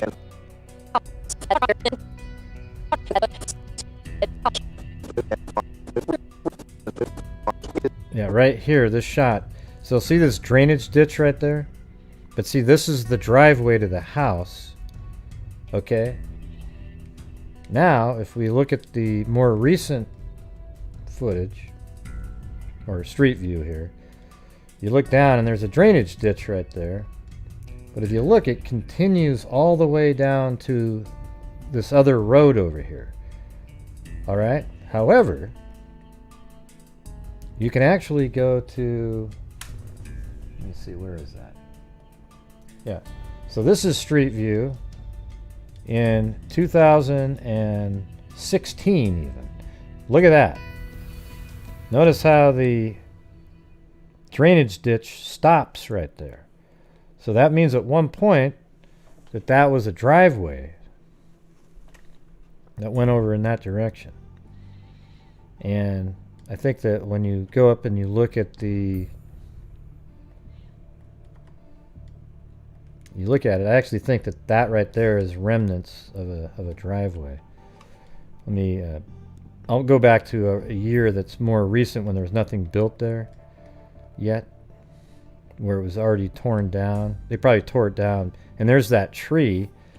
This tree right there is the same one I think that you can see in one of these shots here. Yeah, I can't see it. But anyways, I'm pretty sure, I feel like I'm about 100% sure again on that was where the house was. That house right there is the house. Okay, because I went down all these other streets, the same street over here, and there's nothing that looked even close, and those didn't change much over the years, and that makes sense to me. It was mentioned in an article, that street and this street, and that looks like that's probably it. Well, the thing is, I like to find more than one thing that makes me believe something to be true. It's like one thing, yeah, that's pretty cool and everything, but if you can find 3 or 4 things, then you know that you're onto the right place. So that's where she lived.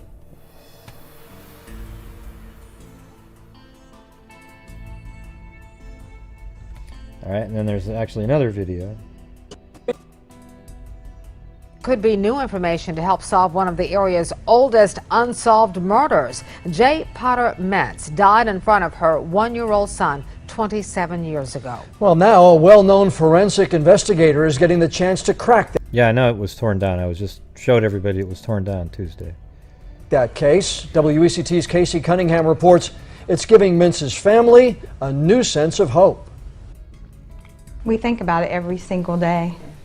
Every single day. 27 years ago at a house in Leland, this was the scene. Investigators gathered evidence hoping it would lead to a suspect. 27 years have passed, and Jaye Potter-Mintz's killer has never been identified. It's been so long. You know, it's been 27 years, and it's just time. Dr. Maurice Godwin is a forensic investigator from Fayetteville. He's worked on hundreds of cold cases around the country. He's been waiting for months to look at... I hope they stored that newspaper, because they might be able to pull some, and they sealed it, get some touch DNA off of that. Nobody back then even gave a damn about DNA. Jaye Potter-Mintz's case. Now he'll get his chance to try and crack one a little closer to home. Finally, I can get in and review the case files and see if I can make a difference in this case. This is one of the oldest cold cases here at the Brunswick County Sheriff's Office. Dr. Godwin has asked for at least 100 hours to look over the case files. At any time that we can get a fresh set of eyes to look at something, we welcome that.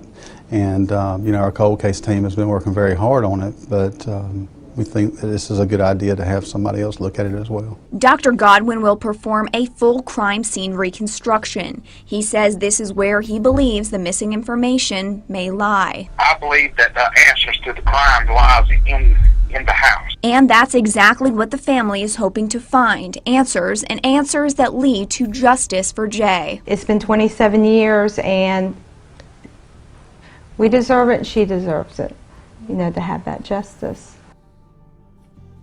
Yeah. So there you go. Those are, I mean, I'm not done with this story, but those are the 2 videos. So those are 2014, even though the footage is older, they pulled it out of their archives. So this is a Huffington Post article back in 2014. but it was updated in 2017. Lorene Potter ran from her daughter's blood-spattered bedroom in Leland, North Carolina on February 23, 1987. Her grandson held tightly in her arms. Mean man hurt mommy. Mommy cry," he had said when he scooped him up. You know, the sad part is he motioned the stabbing motion to the mom, to the grandmother. So she knew that, you know, that he saw the whole thing. He was just a day shy of his second birthday. Potter ran to the florist shop next door. The florist called 911. The florist's last name is also Mintz. Multiple patrol cruisers with the Brunswick County Sheriff's Office lined the driveway leading up to the Village Road home of 23-year-old Beverly Jaye Potter-Mintz. A forensic team and agents from the State Bureau of Investigation soon joined the officers. That's okay, Tuesday. Let me just do the show, okay, buddy? It was a very violent, brutal, and chaotic scene. Tony Cummings, a retired investigator with the State Bureau of Investigation, told the Huffington Post on Wednesday. I'm not one of those people that always thinks that the police department is involved in every single crime. I don't think that had anything to do with this. Let's see. Mintz's cousin, Renee Braswell, told Huffington Post last Monday that the murder was devastating for Potter. Not only did she lose her daughter, but she also witnessed the brutal aftermath left by her killer. I can't explain how bad it was the day I found her. It broke my heart. Braswell described Potter's experience that day she found her daughter. She had stopped by Jay's house at around 12 p.m. on her way back from town. Braswell said she noticed that the door was unlocked, which is unusual. She knocked on the door, and when nobody answered, she went inside. According to Braswell, the first thing Potter heard when she went inside the home was her grandson whimpering in a back bedroom. She walked into the bedroom, and that's where she found her, Braswell said. Jaye had a pillowcase over her head, and her mom's first thought was to help her. She pulled the pillowcase off, and everything after that was a blur to her. Man, I wish she wasn't the one who found. Yeah, she walked, because then she sort of touched things. She walked into the bedroom, and that's where she found her. Jaye had a pillowcase over her head, and her mom's first thought was to help her. She pulled the pillowcase off. Dr. Maurice Godwin, a criminal investigative psychologist who was recently granted access to the police files, described the murder scene to Huffington Post.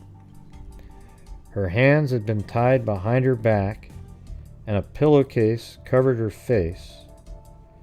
So it makes you think that the person knew her. But sometimes killers just do that because they're ashamed of what they're doing. But they just do it anyways. Godwin said when her mom removed the pillowcase, she saw her daughter's throat had been cut so deep that her head was nearly severed from her body. She had also been stabbed multiple times. Mintz had also been raped, Godwin said. Yeah.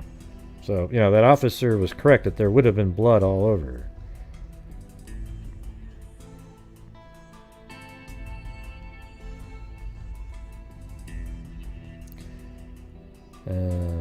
Investigators were puzzled from the start of the investigation. Leland, a suburb of the bustling town of Wilmington, is nestled along the west bank of the Brunswick River, a mid-sized town with small-town charm. Residents were terrified following Mintz's 1987 slaying. Gun sales, according to their sheriff, John Carr Davis, increased by 300%.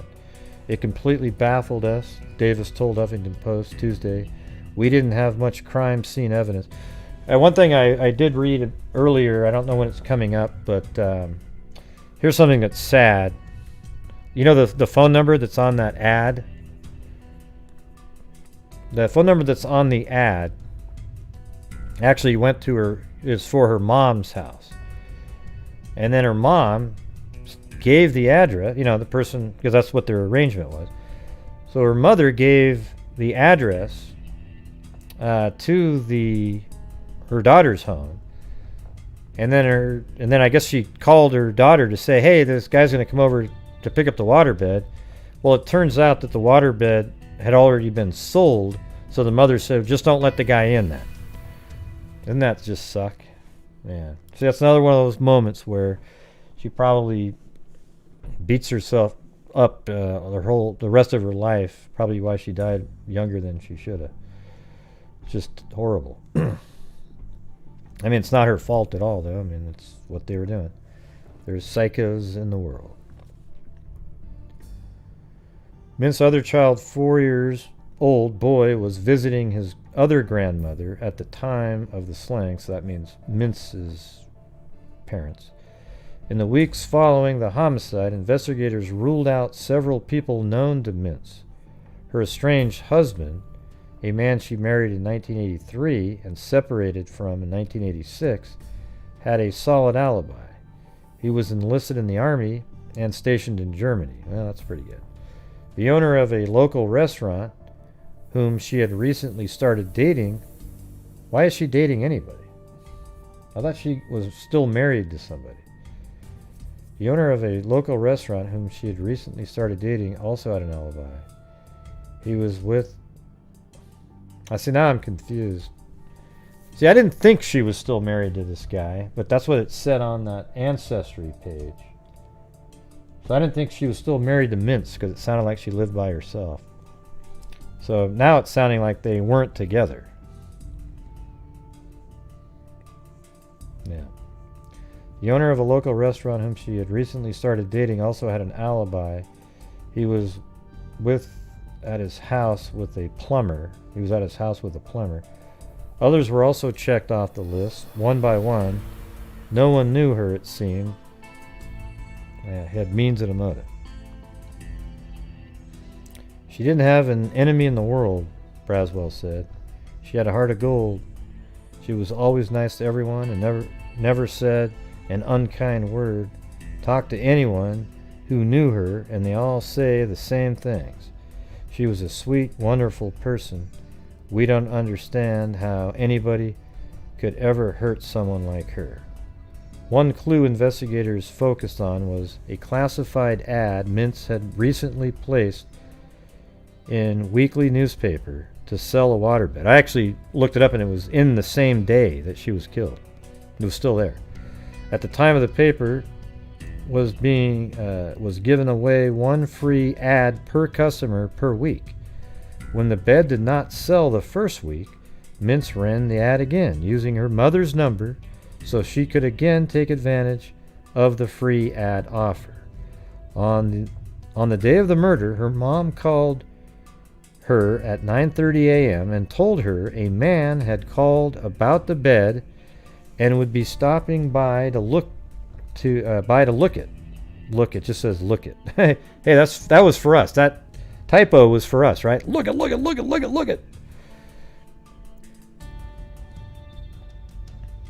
Oh yeah. You gotta admit, that had to have been just for us, right? I mean, look at that damn thing. Had called about the bed and would be stopping by to look at it, but it just says look it. Braswell said Jaye told her mom at that point that it had already been sold to a friend. Sold to a friend's mom. Okay. So it was sold to a friend's mom. They did not have caller ID or anything back then, so her mom told her when the person arrived to just tell him that it had been sold. Jaye said okay, and that was the last time her mom spoke to her. And that just sucked. So what probably happened there was that she opened the door to be polite because this guy is coming over to buy a waterbed, and that's probably how he gained entry, I would think, maybe. At the crime scene, authorities found a clipping of the classified ad circled in red. Investigators presumed the killer left it at the scene. Well, I think so too. Can you think of any good reason why if you had your own newspaper, you would circle the ad that you put in there?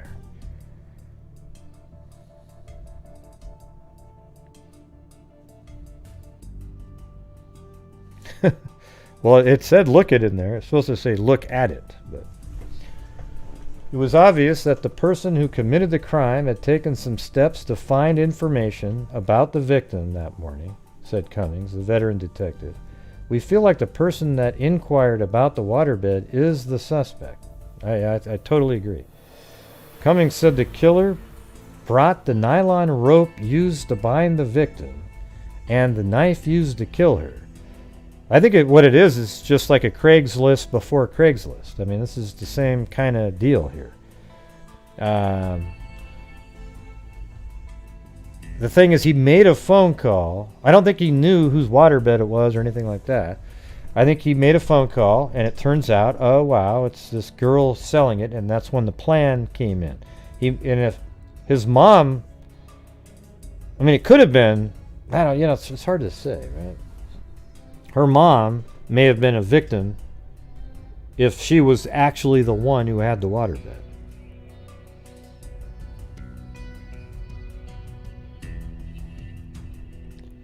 Cummings said the killer brought the nylon rope used to bind the victim and knife used to kill her. Despite those actions, he does not believe the killer was methodical or that the slaying was well planned. There were some things that occurred that indicated at some point in time during the commission of the crime, the suspect may have been in control of himself, but then at another point he was not. Godwin, the criminal investigative psychologist, disagrees. Yeah, I was going to say, how do you know that? I believe the individual had been stalking her, he said. Really? Then why would he call a number randomly in the paper? See, I don't agree with that at all. Yeah. I don't agree with that either. That doesn't make any sense.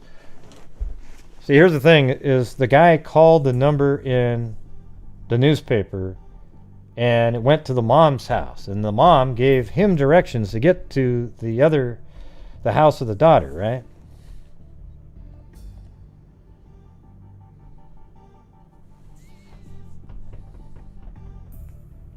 You get what I'm saying or not? How could it be that he stalked her? Can you think of any way that he would have known? I think it was just he went there. He was just going to keep going to different things that were sold until he found a woman by herself, even if it was just kids. That's what I think. I don't think there's any way in hell that he was stalking this person. How would that even be? He would have just I don't know. It doesn't make any sense to me. How would he have known to call that number in the paper? Now let's see, maybe they explain it. Let's see. So this is what a criminal psychologist said. I believe the individual has been stalking her. The person was comfortable watching the house and going in. He knew there was not an adult male in the house, so he had be watching. Well, maybe he stalked her that day, like once he got there. But stalking to me means over time, Godwin added the newspaper ad could be a ruse left at this crime scene to taunt investigators. Well, I don't think it's a ruse. It's there to taunt investigators. It's not a ruse, It could have been left to taunt investigators, or he simply forgot it because he just... Why would he care if it was there or not? There was no DNA really back then. Nobody knew anything about it. The newspaper ad could be a ruse. A ruse to what? Hey, some of the logic here is baffling, Makes you sort of understand why some cases don't get solved. She had started receiving strange calls every so often before she was killed, Braswell said. The calls always came after she got home. Okay, well now this is some other information. But the whole thing about the number being in the paper wouldn't make any sense to me. I mean, she got these phone calls, but how would this killer know that there was a bed in the paper? Unless this is actually somebody that she knew well and said, oh yeah, I'm selling my waterbed. But then why did this person call the other number? Was it to have a specific time that they'd be ready?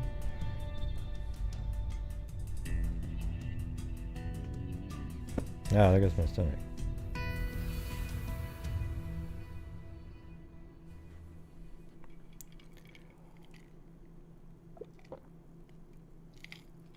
Yeah. Anyways, this part here is interesting about these. She had started receiving strange calls every so often before she was killed. The calls always came in after she got home, and the person would hang up. So that's another reason we were thinking somebody was watching her. Okay. I mean, I get that thought, but how do you explain the paper? That makes it kind of complicated. While the two men disagree on the killer's modus operandi. Well, see, that's exactly right. Like, these two people disagree, and I see why. While the two men disagree on the killer's modus operandi, they do both believe the killer is an experienced criminal who left the Mintz son alive because he was confident the child would not be able to identify him.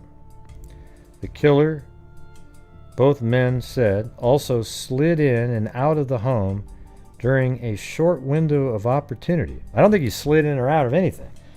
I think he literally knocked on the door and she opened it up being polite to say, hey, I sold the waterbed, and he forced his way in.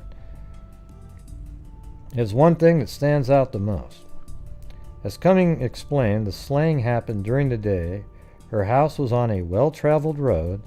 There was a restaurant less than 1/10 of a mile east. Oh, is that, yep. Right there, right? And another, probably another, that's got to be, I bet that was a restaurant. Looks like was one. That was 40 years ago, so who the hell knows? Well, not 40, about 33.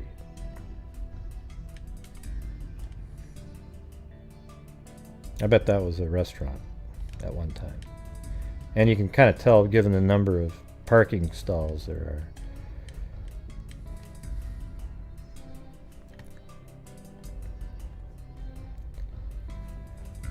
The killer, both men said, also slid in and out of the home during a short window of time. As Cummings explained, the slaying happened during the day. Her house was on a well-traveled road.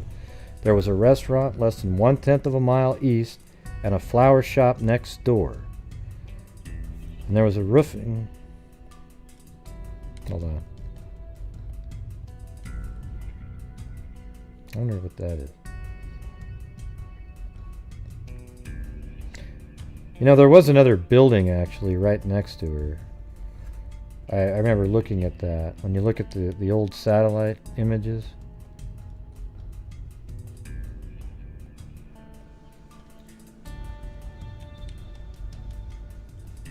Yeah, right there.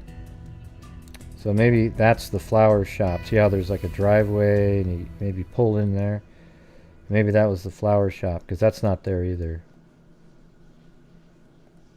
And it's been taken down completely at this point.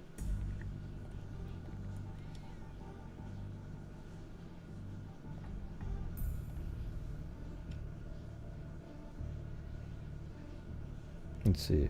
And there was a roofing crew working on a house across the street. How did he get in, commit such a brutal crime, and be unseen and unknown? For 27 years, the question has plagued investigators. The murder shook not only the small town of Leland, but our entire community. Despite retiring from law enforcement, Cummings said he remains in contact with investigators. He always hoped for someone to come forward for an advancement in the case. And then also, let's see. I think that newspaper is probably one of their best pieces of information in terms of DNA, because that if they believe he brought that in there and they stored it properly, they might be able to get some DNA off of that.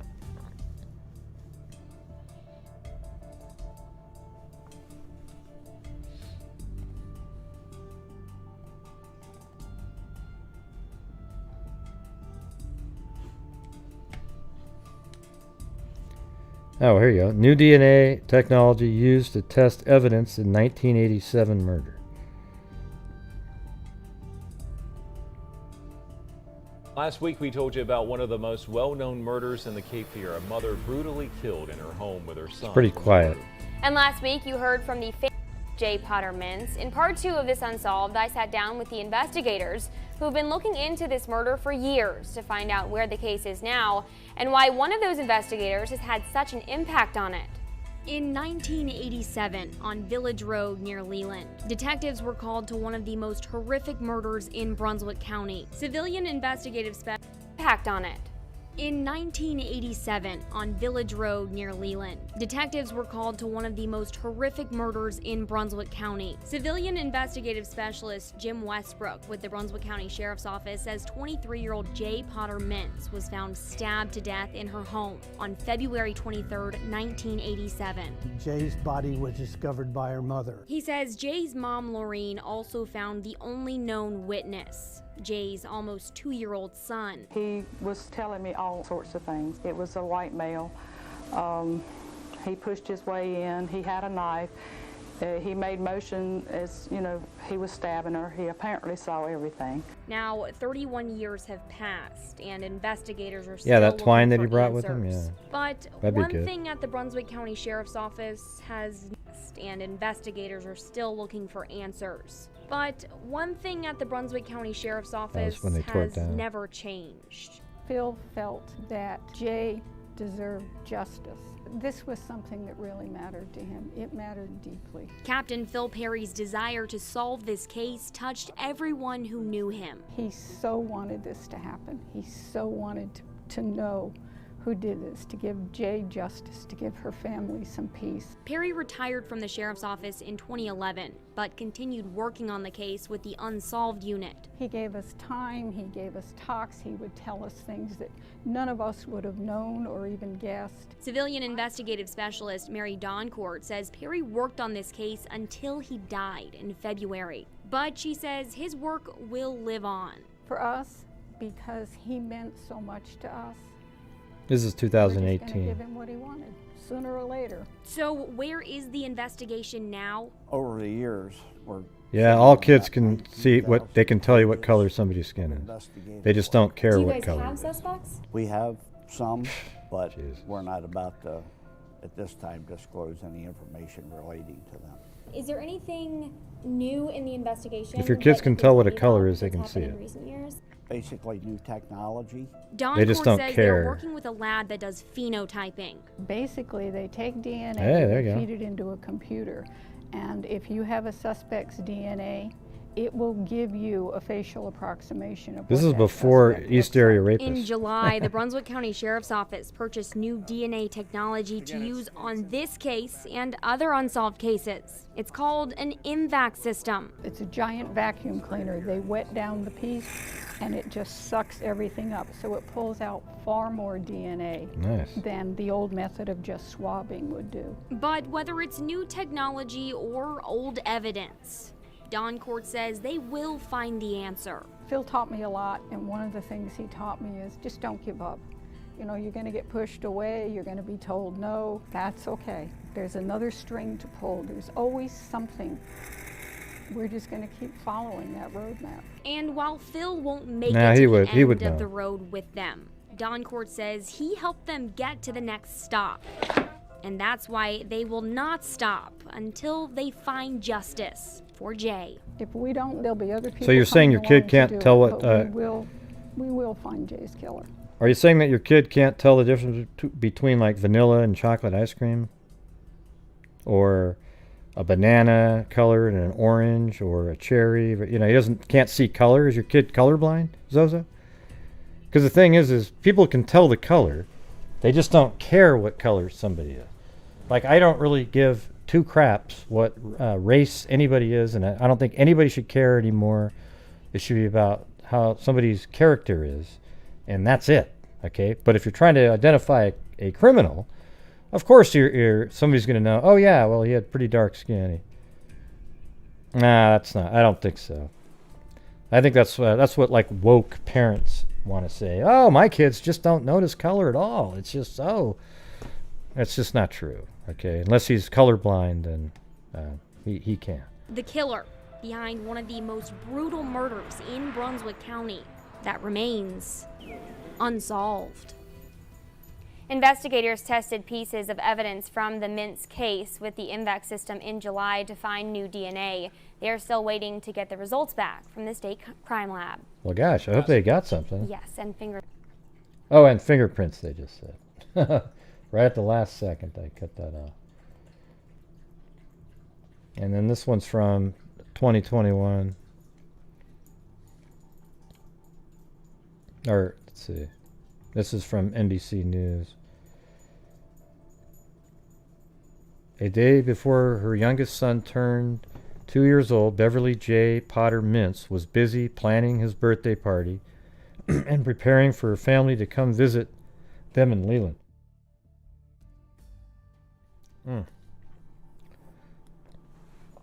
It was 9:40 a.m. on February 23rd, 1987, when the 23-year-old got a call from her mother.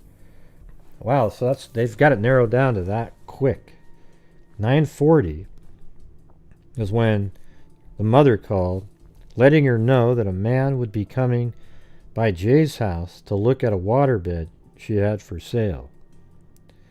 The classified ad had initially been listed in the local newspaper under Jaye's number, but when the free offer had ended after a month, Jaye took out another ad using her mother's number. Jaye told her mother she had just sold the bed that morning, so we already got that part. A few hours around later, a few hours later, around noon, they put around there for no reason, Lorene stopped by her daughter's house and immediately knew something was wrong. So yeah, that's crazy. So probably, yeah, between 10 and 12. But way before, probably mom didn't just get there right after the guy left, right? Lorene stopped by her daughter's house and immediately knew something was wrong. The door was unlocked, which was out of character. According to Lieutenant Israel West, the Brunswick County Sheriff's Office, Jaye had been raped, stabbed repeatedly, and her throat had been slashed. The brutal murder was a shock to the people of Leland. Left behind at the crime scene was a newspaper clipping of the ad Jaye had placed for her waterbed. Her listing was circled. Lieutenant West told Dateline that they believed the clipping was left behind by the killer.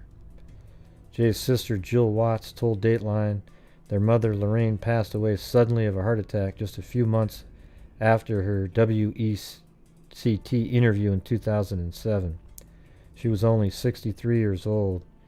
Jill added that their mother felt guilty, there you go, for having given the caller directions to Jaye's house. So, if that's true right there, how in the hell could this person have been watching and stalking her all that time if they didn't even know where the hell she lived? Or was that just part of it to get her to open the door for him? But why wouldn't he just show up, knock on the door? She'd probably open it. Maybe in this case it was assured because she was expecting somebody. She lived with so much pain and guilt for the rest of her life. Yeah, I totally get it. Jill added that her mother had also planned to stop by Jaye's house earlier than she did that day. She always said she had gone by there earlier. Maybe she could have deterred the killer. She thought maybe things would have turned out differently. Jill was on her way from her home in Colorado to North Carolina for her nephew's birthday party when her sister was killed. She didn't get the news until she arrived. Jesus. It was devastating, Jill told Dateline. One day we're planning Andrew's birthday party, and the next she's just gone. We had plans. She had a life to live. It's been a nightmare ever since. Jill told Dateline she tried to talk to her sister often after moving to Colorado with her family, but in the 1980s it was expensive to make long-distance calls. She was kind-hearted and a good person and loved her kids. I can't think of anyone who didn't like her. Jill told Dateline her sister was recently separated, there you go, from her husband, who was stationed in Germany at the time of her murder.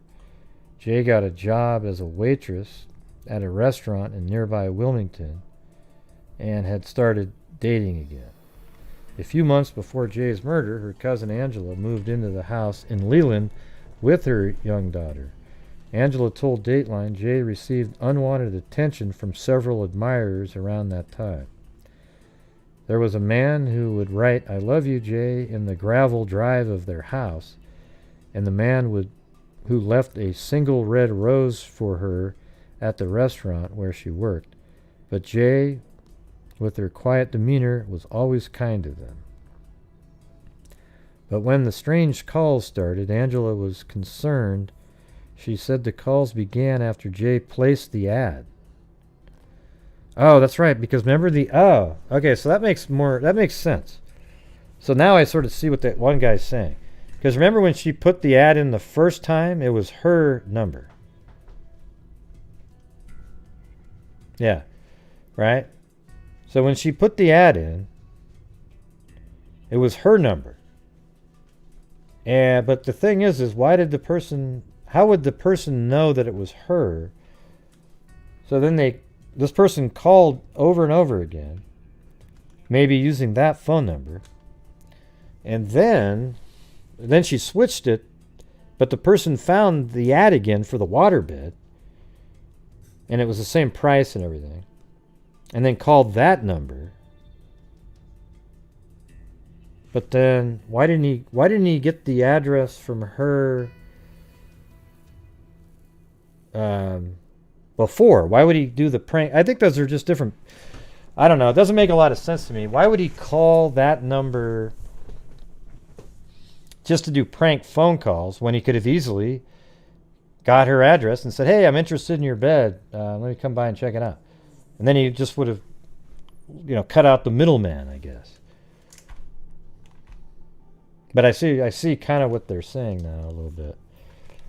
But when the strange calls started, Angela was concerned. She said the calls began after Jaye placed the ad for the waterbed. The calls would be sexual in nature, and the caller would taunt both Jaye and Angela, depending on who answered it. About a week before Jaye's murder, Angela walked by her room and noticed she seemed upset. She was lying on her bed, and I asked her if everything was okay. She told me she had a dream about a strange man trying to kill her. After she was killed, I couldn't shake what she had said. It's like she knew something was about to happen. That's crazy. See, that would be on the Personal Paranormal show right there. Lieutenant West has been on Jaye's case since 2016, but tells Dateline investigators with the Brunswick County Sheriff's Office have been actively working it since her murder. What has baffled investigators and Jaye's family is how the killer was able to get in and out of the house without anyone noticing him. Seems like they took a lot of this from that other article. It's almost exactly worded the same. The Huffington Post one. In 2000, Jaye's story was featured in USA Today. When Renee Braswell found out her cousin had been murdered, she assumed the killer would be caught that same day. I just can't believe I'm still sitting here 34 years later hoping for the killer to be caught. Well, they better test some of that for DNA.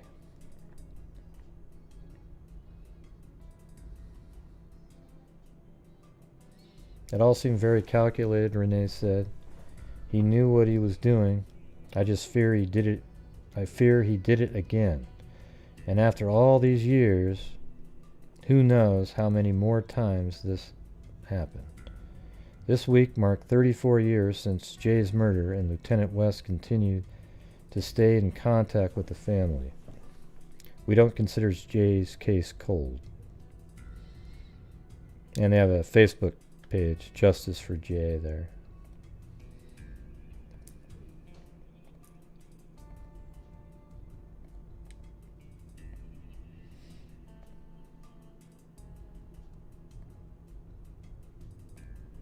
Had a USAA article, but has all that same stuff's in there.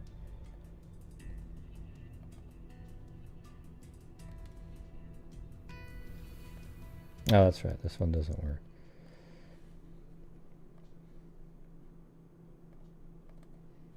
So here's the Facebook page. All these links are in the description, but it just goes on and on and on. Tons and tons of articles and posts in here. Maybe I'll try to reach out to the sister or something like that. Maybe see if we can get... it's kind of a small little town there. See if we can get Colleen, maybe. See if that's one of the options.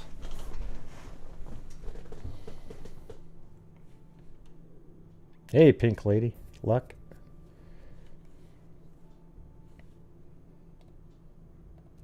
Yeah, my friend that's a comedian, he's a black guy. He's a really good comedian, Troy Thirdgill. One of his jokes was about, I don't see color. I don't know what color they are. I don't see color, because they're trying to sound like they're so, oh, I'm so colorblind. I'm just so woke. I really, wow, everybody. I'm beyond everybody, you know. So he made a joke about that himself. And it's usually white people who say that. Because they don't want to have any... Man, I just don't see color at all. I walk up to people and it's just... Of course you see color. The thing is you just don't care, is what it should be. Who cares? Everybody's different, right? We're all different. Of course you look at somebody and you know what... Yeah.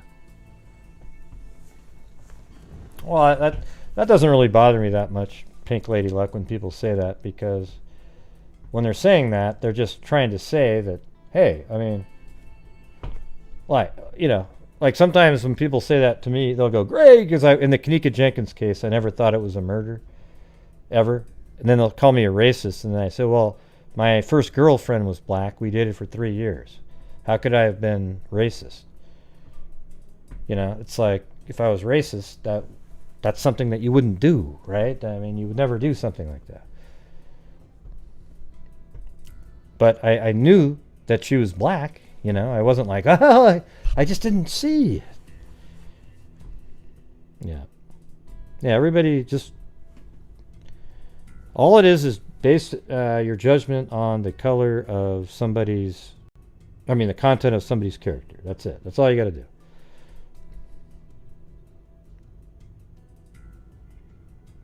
Right, Zozo. But that's what you're saying. You're doing... So you're not listening to what anybody's saying, Zozo. Everybody just said exactly what you just said. Everybody is the same. Of course, people might have different color skin, though. It's obvious, all right? But when people say what you just said, you're trying to make it seem like, wow, we're so woke. You know, that kind of stuff. What's in there? Is there breaking news?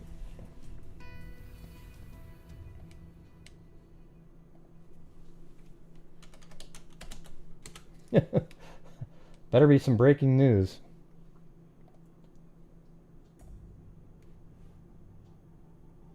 Oh, that is breaking. Okay. So that was the Idaho case from earlier. Come on, everybody.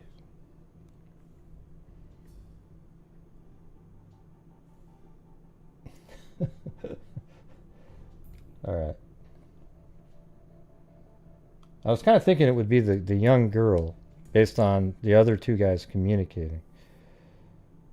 The body of an 8-year-old Emmett girl missing since Monday was apparently recovered by law enforcement officials Thursday afternoon near the area she was reportedly last seen. Thursday evening, Gem County Sheriff, that's kind of what I said earlier too, issued statements saying that pending an official coroner's identification, it is believed that the body of Taryn Summers was the result of a property search conducted by multiple law enforcement agencies. Wonder stated that a suspect had been arrested Thursday afternoon in Ada County, believed to be involved in the case. Arrest records with the Ada County Sheriff's show a booking of Connie Ann Smith, 54, of 166 Airport Road. Let's see. I guess this will tell us how close it was.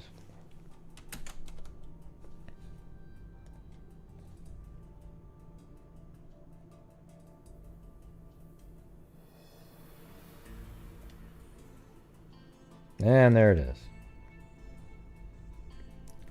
Can I get a boom? All right. So that is the right property. In Emmett, into the Ada County Jail by Idaho State Police. Summers had been reported missing Monday afternoon, and early speculation had been that it might be a runaway situation. Her older brother, Tristan Sexton, 17. Summers had been reported missing Monday afternoon, and early speculation had been that it might be a runaway situation. Her older brother, Tristan. What do you mean? They didn't have the same last name. That doesn't make any sense.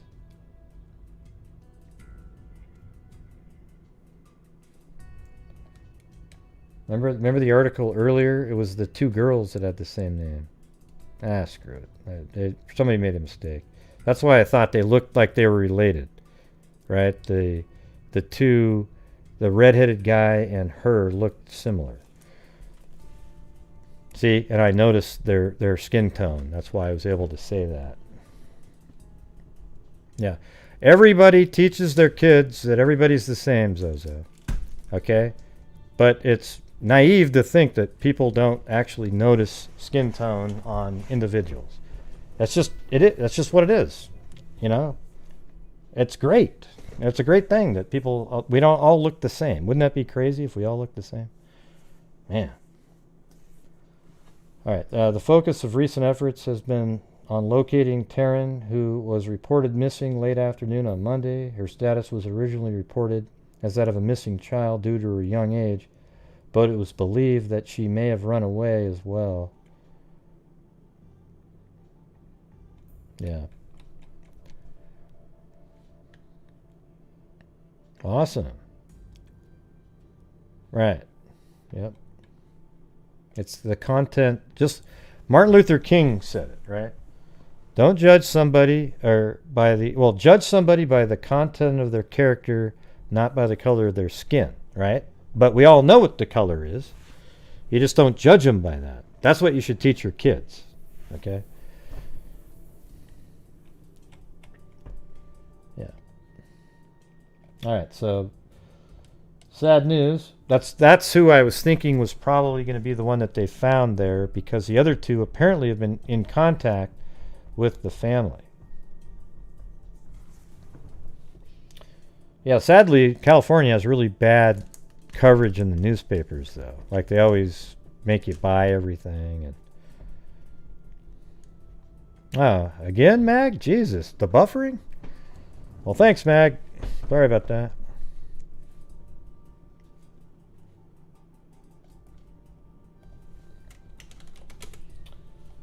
All right.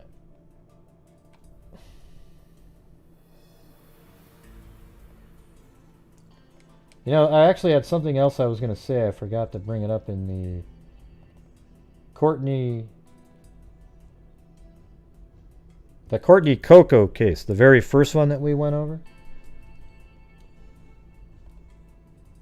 Remember, she was the one that was found in Texas. She went over and had a meal with their mother. Then they were going to go squirrel hunting, that kind of thing. Well, in one of the articles, it mentions that the mother believes that there's this other killing that's related. And it's this one right here. So it's Shamika, I don't know if it's Linnea Garnett, but Courtney Coco was friends with this girl and literally cut out in the newspaper when she got murdered, she cut it out of the paper. So she had it. That's one of the items that they found. So she was last seen on 8/13/04, and she went missing on 10, I think it was 10/3 or 4, or maybe 10/1 might have been when she was abducted, but only a month and a half after this. So her body was found down an embankment off Old Boyce Highway. She would have turned 21 just 2 days later. So, 19, 20. At the time of her death, Shamika lived at 3108 4th Street in Alexandria. So, same town, everything. Let me go put this in.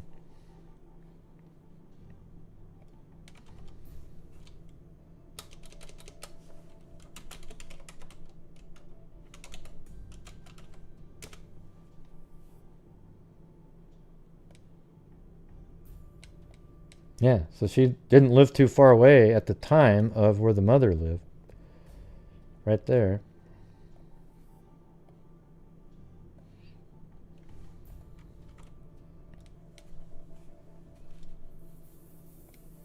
Shamika.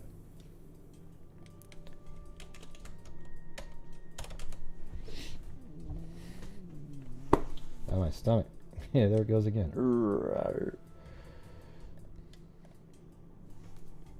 Shamika was last seen 8/13/04 at approximately 11:30 p.m. leaving home in a friend's vehicle. The abandoned vehicle was later located at the Lee Street I-49 on-ramp some distance away. On 8/17/04, fence repairmen found her lifeless body down an embankment off Old Boyce Highway about a mile. See, it's kind of similar to how the car is left somewhere else and then she's dumped somewhere else as well. And her body was later dumped down the 5-foot embankment. Shamika had ligature marks and a broken bone on her neck. Well, there you go. The other one didn't have broken bones, but she was strangled.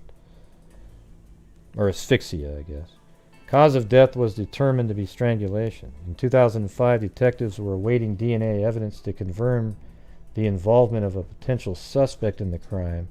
However, as of the date of this post, no arrests have been made.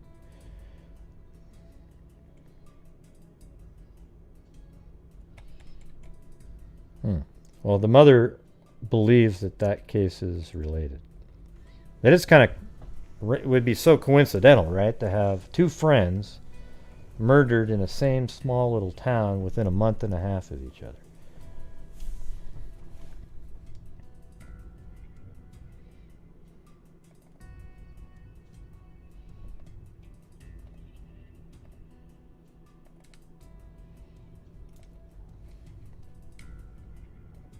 Yeah, and there's another picture of the house. This is this site here, actually it's small, but you have pictures of inside the house, but none of the crime scene, so it's not really useful.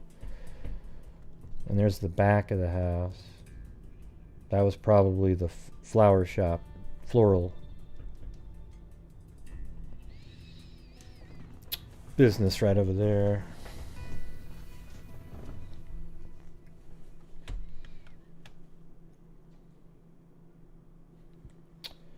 All right. Well, you guys, that was it. What do you guys think of the rapid fire, all those different cases that we talked about? I can go back to the Idaho one for you, the guys that missed it.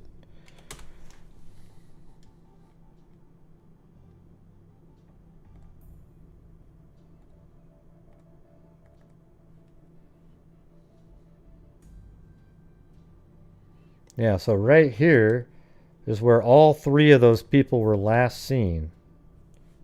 The two older kids. Here, I'll open this up.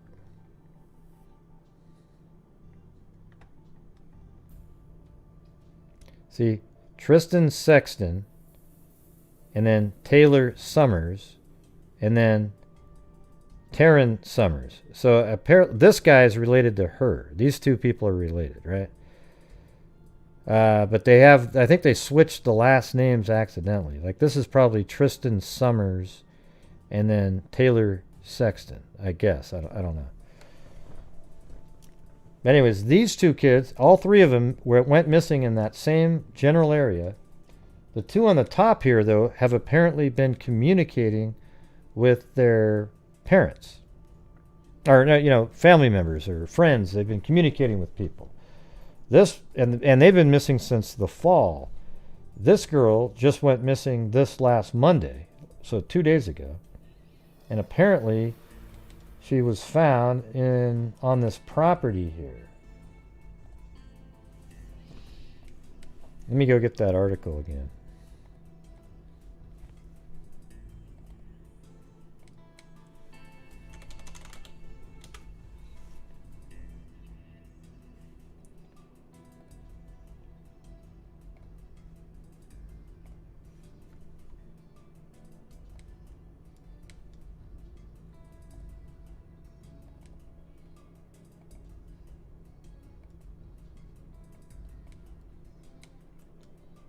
All right, I gotta put this in the folder so I have it. Okay.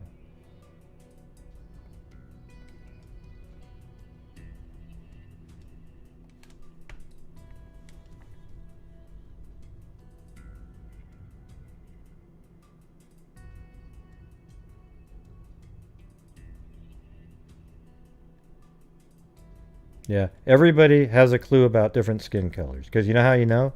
You just look at it.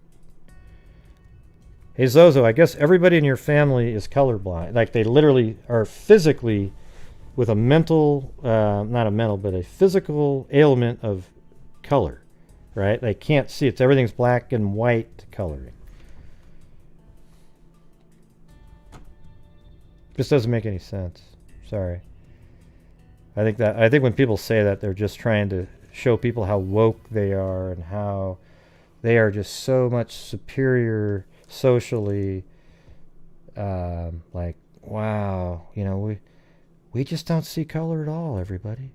Yeah, here's the thing is everybody sees it. The real people though are the ones that know what colors, you know, they look at somebody, they know what color, but they don't treat them any differently and they don't think anything differently. That's how the society should be. Because yes, being of different races is a good thing. It's neat. That's what's part of the fabric of our society in the world, right?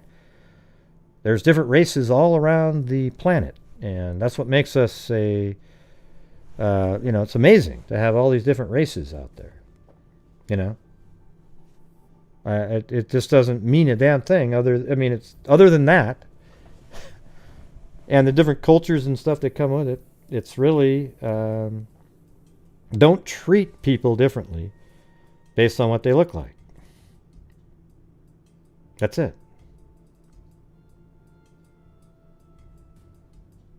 No, they didn't solve the Black Dahlia.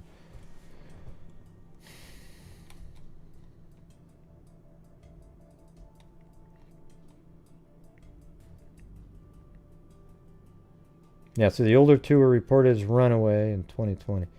So whose property? Okay, there it is. Connie Ann Smith. Let's check this out. Hold on a second.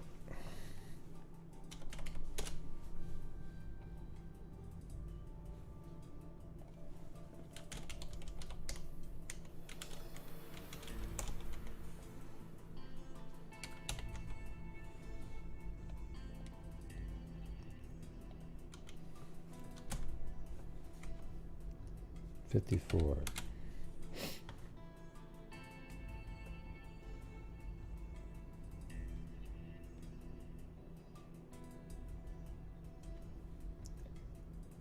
No.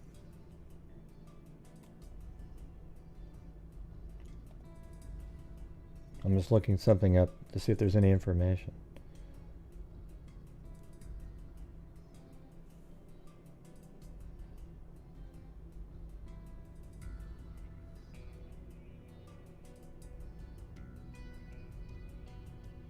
Let me type. I'm going to try it this way. Hold on.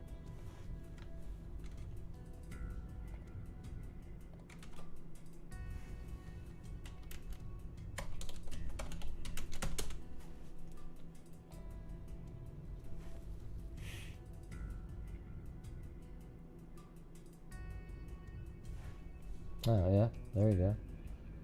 That's her. Ah, she has a different middle initial.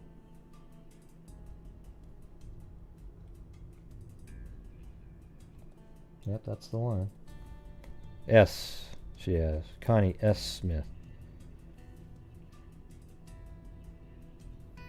And no criminal information here for some reason. Well, she didn't have any criminal history in there. I wonder what the deal is here. A booking for a Connie Ann Smith. Interesting.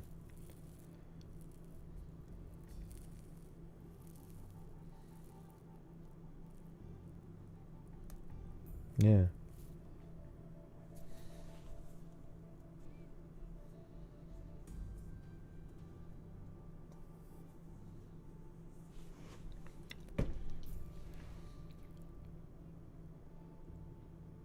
I don't know what you're talking about, Gene. Gonna have to get rid of that one. It just sounds weird.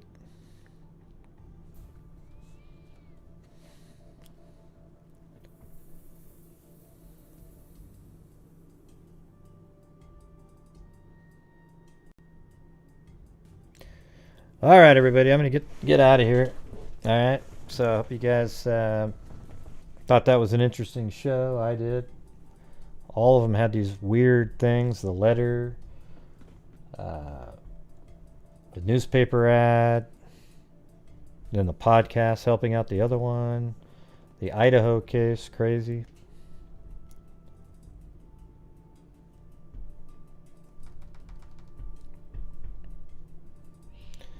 Yeah, but what's not true, what Zozo's saying up there, is if she saw somebody that came from, that was from India or like, you know, Nigeria or something, came in there, she's saying, oh, I just wouldn't notice. Well, that's just not true, okay? You can pretend that you wouldn't, but of course you would, all right? Because we have eyes that work. You know, people have eyes that work.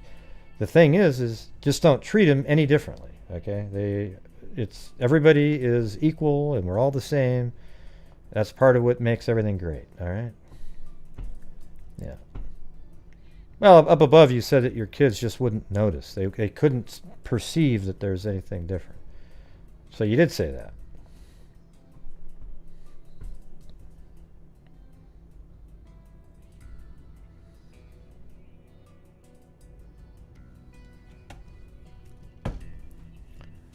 Unless you just worded everything incorrectly. I don't know. But the way it was coming off was just like, wow, your kids are just raised so colorblind.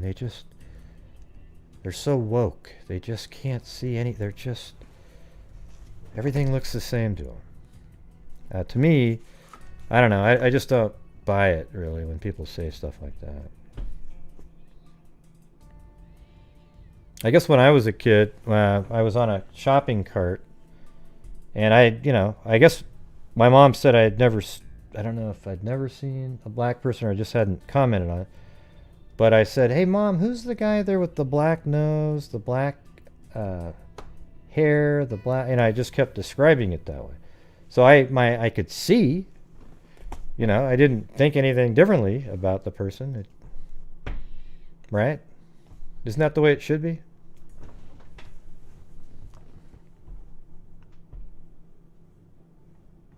Yeah, awesome. Excellent. That's awesome, bush and beach lifestyle.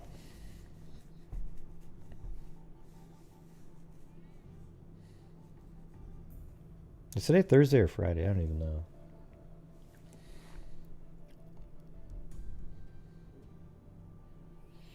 And call.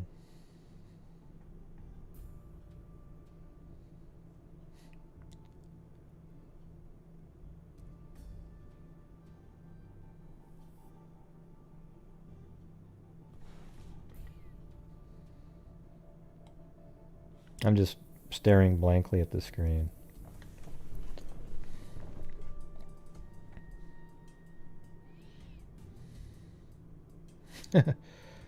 Yeah.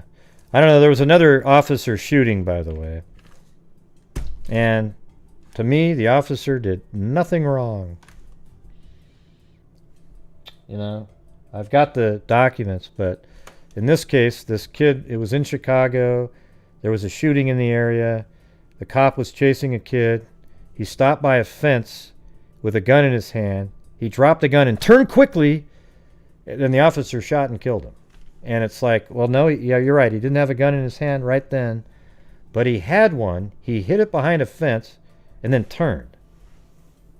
Yeah, the 13-year-old. It was a totally justified shooting. I mean, I know it sucks and it's sad, but what was the officer supposed to do? Wait for the guy to spin with the gun? You don't have time. It was literally a half second, if that. Now, there you go. 0.082. Whatever the hell it was. It wasn't 0.08. Might have been like 0.8. Anyways, you can just see it's definitely not. It sucks. You know, where are the parents for this kid?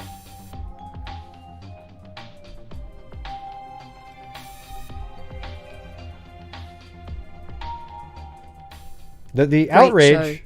Thank you. Nay, folk. The outrage should be, where were the parents for this kid? Why is he running around on the streets at night at 2 in the morning or whatever the hell time it was with a pistol, or, you know, running around on the streets? And here we are in Chicago again. You guys got to just do something about it, for God's sakes. You guys being Chicago. Chicago is an absolute hellhole. I don't know. I don't think he was smoking meth or anything. And he wasn't black though. He was like a. So the media is struggling. Okay, can we still work this in? It was like a Latino kid of some sort. I can't remember what. No, but I'm just trying to figure out, what was the officer supposed to do? You can watch it 1,000 times. And yes, right when he turned, he put his hands up in a split second with nothing in him. But just before that, you had a gun in your hand and you tossed it behind the fence. I just don't see any way. Now there's rioting, and CNN and MSNBC jumping on board again, talking about, look at this cop, he needs better training. No, what needs to happen is better training by people in society. Don't you get it? Quit, fighting with the officers and trying to run from them. It's just, the whole thing is a shit show, and it almost seems intentional how ludicrous it really is. Yeah. It's ludicrous. Absolutely ludicrous. Yeah, everybody, make sure you comment after the stream. I noticed that I know that I give you every single bit of information, so after the show you have nothing to comment about. But not really.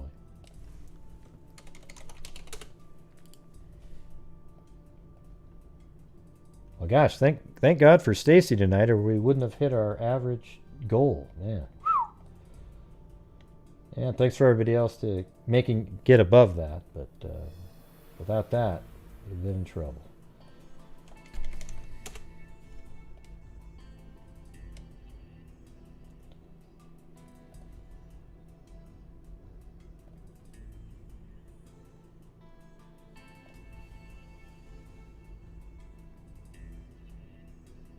No, it was just another shooting. A kid got shot by a cop who was armed, but had stopped by a fence with his right arm hidden, dropped the gun, and then turned really quickly, and the officer shot him and killed him. And the officer tried his best to keep him alive. It's pretty sad. I mean, there's an unedited. I have the link to the unedited version of all the officers' body cameras and everything. But they didn't put it out very quick because they wanted to have 14 days of it seeming like an unarmed kid got shot. Okay. That's what they wanted it to look like. And then they come out, but it's too late now.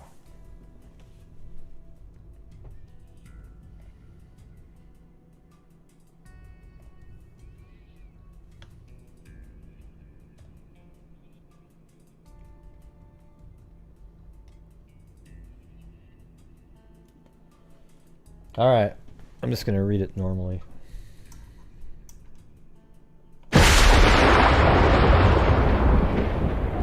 Thank you to Michelle Nicholas, Super Soda,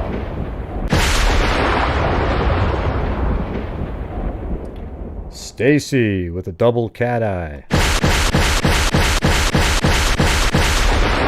Rita Schaefer, Allie Cake, Rhea Mazaron, Amber Maiden, LM, Jessica Schubach, The Hawk, Darrell Griggs, Zozo, Mag, Jessica Schubach, Rita Schaefer, Jen H, Carolina Carla, Sarita, Dan Carr, Kit Kat, Allie Cake, Kim F. Sharp Hart, Maureen Gardner, Nay Folk.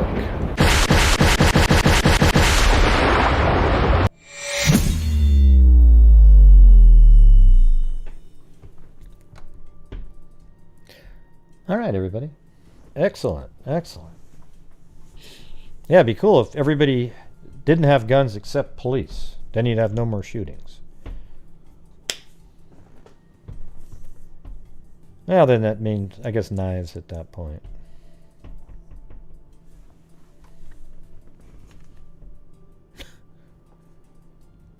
But anyways, thank you guys very much. Make sure you wash your hands, maintain your social distancing, wear a mask, and get that vaccine. Now, here's the thing. I was watching Fox News tonight, and Tucker Carlson threw out a bunch of bullshit.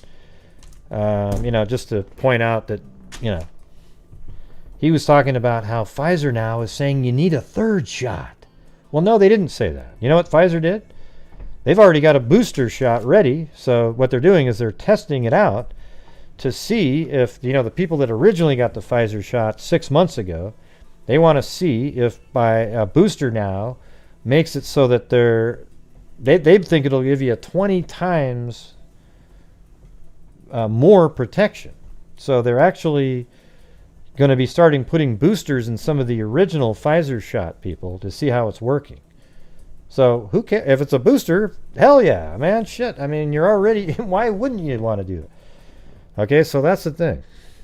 He was talking about, they say you need a third shot now. No, they didn't say that at all. I read about it after the show, you idiot. Man, so what I hate the most is when you got somebody on TV, when they put out something that's totally false, then you sort of wonder, like, well, what can I trust that they say ever again? Oh, good. They must have really low counts over there in New Hampshire. Yeah. Well, that's pretty crazy, actually. Hey, Pink Lady Luck, you should send me your address. I'll send you a Freak Heart mug for being a nurse. Yeah, there's got to be a point, once everybody's vaccinated, that you can take your freaking mask off. Because it doesn't matter if you transmit it to somebody who's fully protected. Like if if you can still have particles that are... it's just...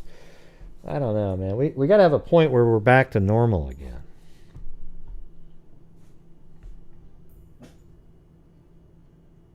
I'm not sure what that means, funny lady. That doesn't even make any sense. Oh, okay. Yeah. Well, I wasn't talking about that one. All right, everybody. Well, thank you guys very much. Hope you have a great evening, and I guess we'll see you guys later. And as I always say, until next time, be safe out there. Yeah, I've been doing this true crime thing for quite a while now. Yeah, Lady Luck, send it to my email that's in the description. That is a crime dissector. The projector, I'm a certified human lie detector. Gonna get ya on a stretcher if you try and play me like an old projector. Crime sector is my nectar. Professor Greg is gonna give another lecture. Crime collector, freak connector, and I'm always gonna be a pup protector, fool deflector, interceptor. And I'll meet a venom spectre with a vector on his pector. With all respect, ya. Just remember, I've a temper fucking check ya. I have no agenda. I'm a pretender, and I'll serve it to you straight without the blender. And in the end, I'm gonna send ya on a mission to reveal the true offender. Yeah, so I'll just get right back to work. All right, everybody. Talk to you later. Alright, everybody, cool, man, alright. Hey, that was a great show, wasn't it, though? Remember the one time when the guy was talking about the one? Oh my God, would you be quiet? Why, John boy, good. You're so mean to me every single day. Well, but you don't see color, so that makes you cool too. Oh, okay, cool, alright. Well, I mean, I see color, but I just treat everybody the same. Oh, okay, that makes sense. Alright, good night, everybody. Oh, and you too, John boy, okay? Are you talking to me? You never say goodbye to me. Well, I did tonight. Okay, well, good night to you, Mary Lou. Jesus. Well, why'd you say that at the end? You're so mean. That wasn't very good. Could you work on the cry? Make it sound more realistic. Okay, let me try. Gosh, John boy, you're so mean. God, that was much better. Oh, thank you. See, you know, that's how you know they're just full of crap. It's all bogus. Every bit of it.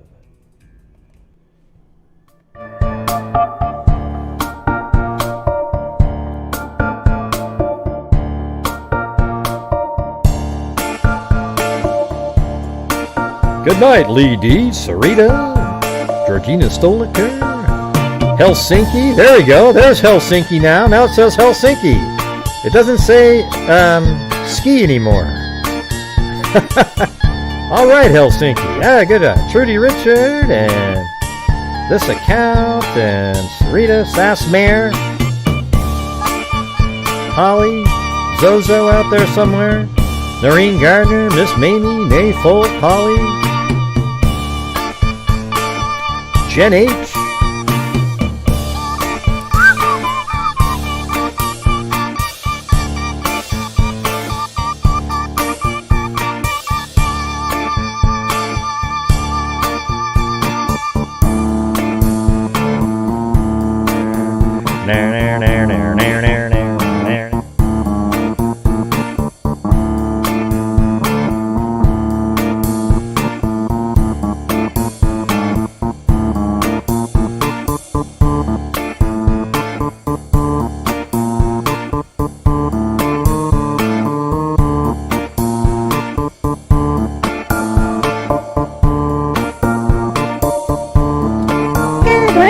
Helsinki too. Not ski something or other, whatever the hell that was.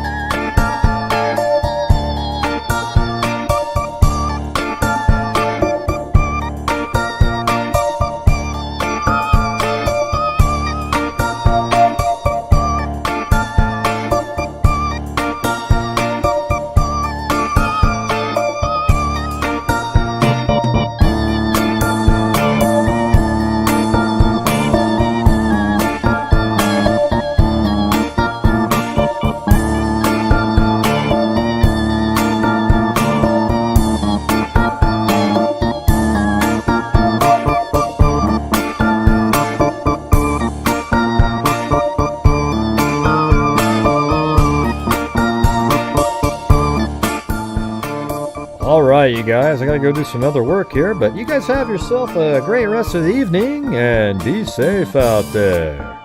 Oh, there's Zozo coming in right at the end with her little dance move. Look at that, Zozo. That's a red dress. I can see it.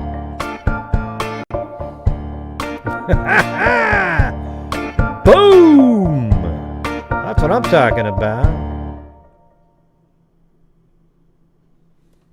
Hello?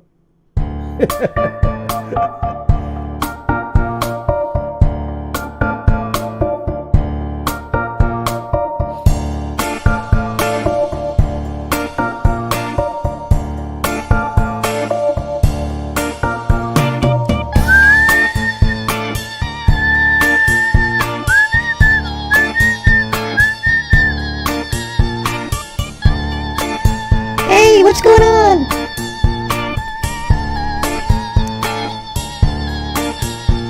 Let's stop, collaborate and listen as a backwards brand new invention. Something rather holding me tightly, flows like a harpoon million nightly. Will it ever stop, yo? I don't know. Turn off the lights and I'll glow to the extreme. I rock the mic like a vandal, light up the stage and make it jump like a candle. Dance with the speakers that boom, killing your brain like a poisonous mushroom. Deadly when I play a dope melody, anything less than the best is the felony. Love it, leave it, better game way, better hit bowls that a kid don't play. If there was a problem, yo, I'll solve it. Check out the hook where my DJ revolves it.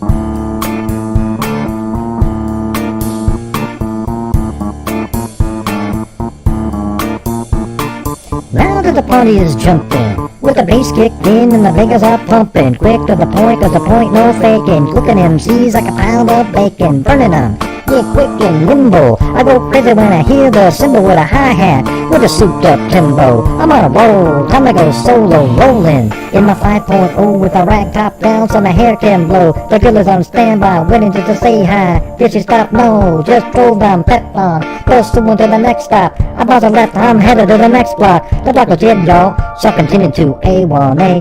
Detroit Avenue, girls were hot, wearing less than bikinis. Rockman lovers, drama Lamborghinis. Jealous? Cause I'm out getting mine. Shade was a gauge and vanilla was a 9. Gunshot rings out like a bell. I got a 9 and I heard where shells falling on the concrete real fast. Jumped in my car, slammed on the gas. Bumper to bumper, avenues packed. Time to get away from the jackers. Jack, police wanna see, you know what I mean? If I see up in front of the dope fiends, if with the problem, yo, I'll solve it. Check out the hook when my DJ revolves it.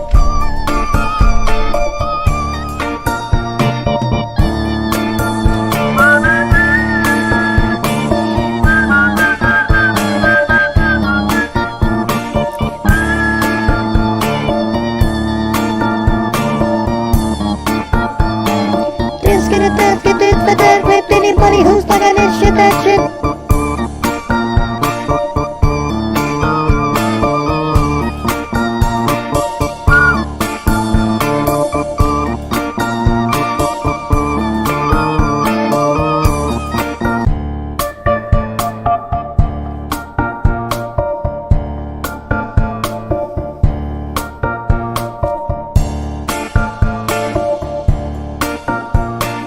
Here's a little story I got to tell about 3 mad brothers you know so well. Started way back in history with that Rock MCA and me, Mike D. But I had a little horse, his name was Paul Revere.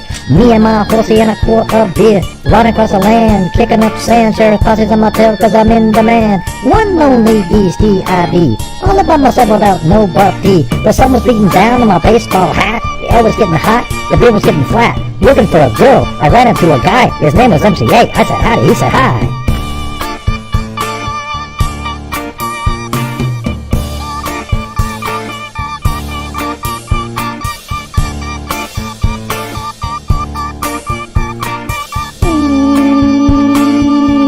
What's going on? What's going on? He told a little story that sounded up rehearsed. 40's on the run and then he's dying of thirst. The blue was in my hand and he was on my tip.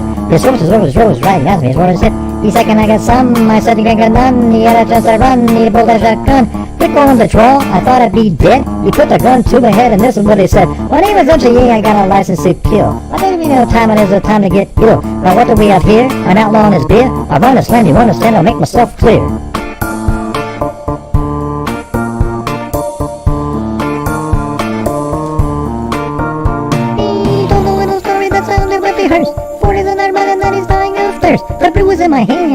on my tip. Just roll, right before I sip. He said, can I get some? I said, you can't get none. Had a chance to run, he pulled out a shotgun. Quick on the draw, I thought I'd be dead. He put the gun to my head and this is what he said.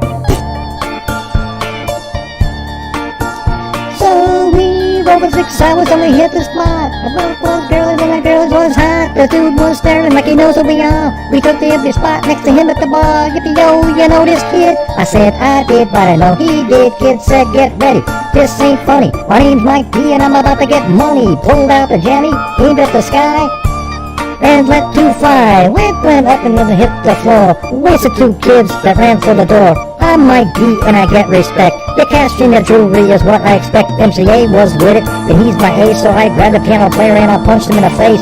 Piano player's out, music stopped. Boy had 8 and he got dropped. Right, me grabbed the money, MCA grabbed the gold. Grabbed 2 girlies and a beer that's cold.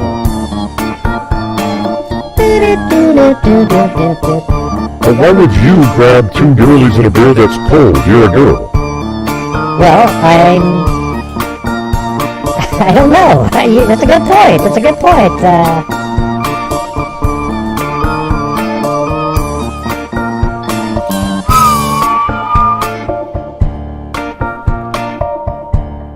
All right, everybody. All right, everybody. Thank you very much for showing up tonight. It was a fantastic show, I must say. Appreciate all your support, and we'll see you guys tomorrow. Be safe out there.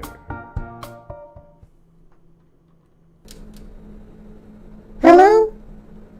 Is the show over? Mr. Gray, is the show over? Why are you calling me Mr. Gray? That's weird. My last name is Hughes. Mr. Hughes, Oh, God. I didn't say to go do that one. Okay, but you said okay. Good night, Gray, and good night, John Boy. Gee, nobody loves me. No, that's not true. They all love you, but they all hate me. Gosh, John Boy, they like you too, okay? But they just like Mary Lou more than you. See? That's so mean, Gray. Oh, well. Good night. Be safe out there.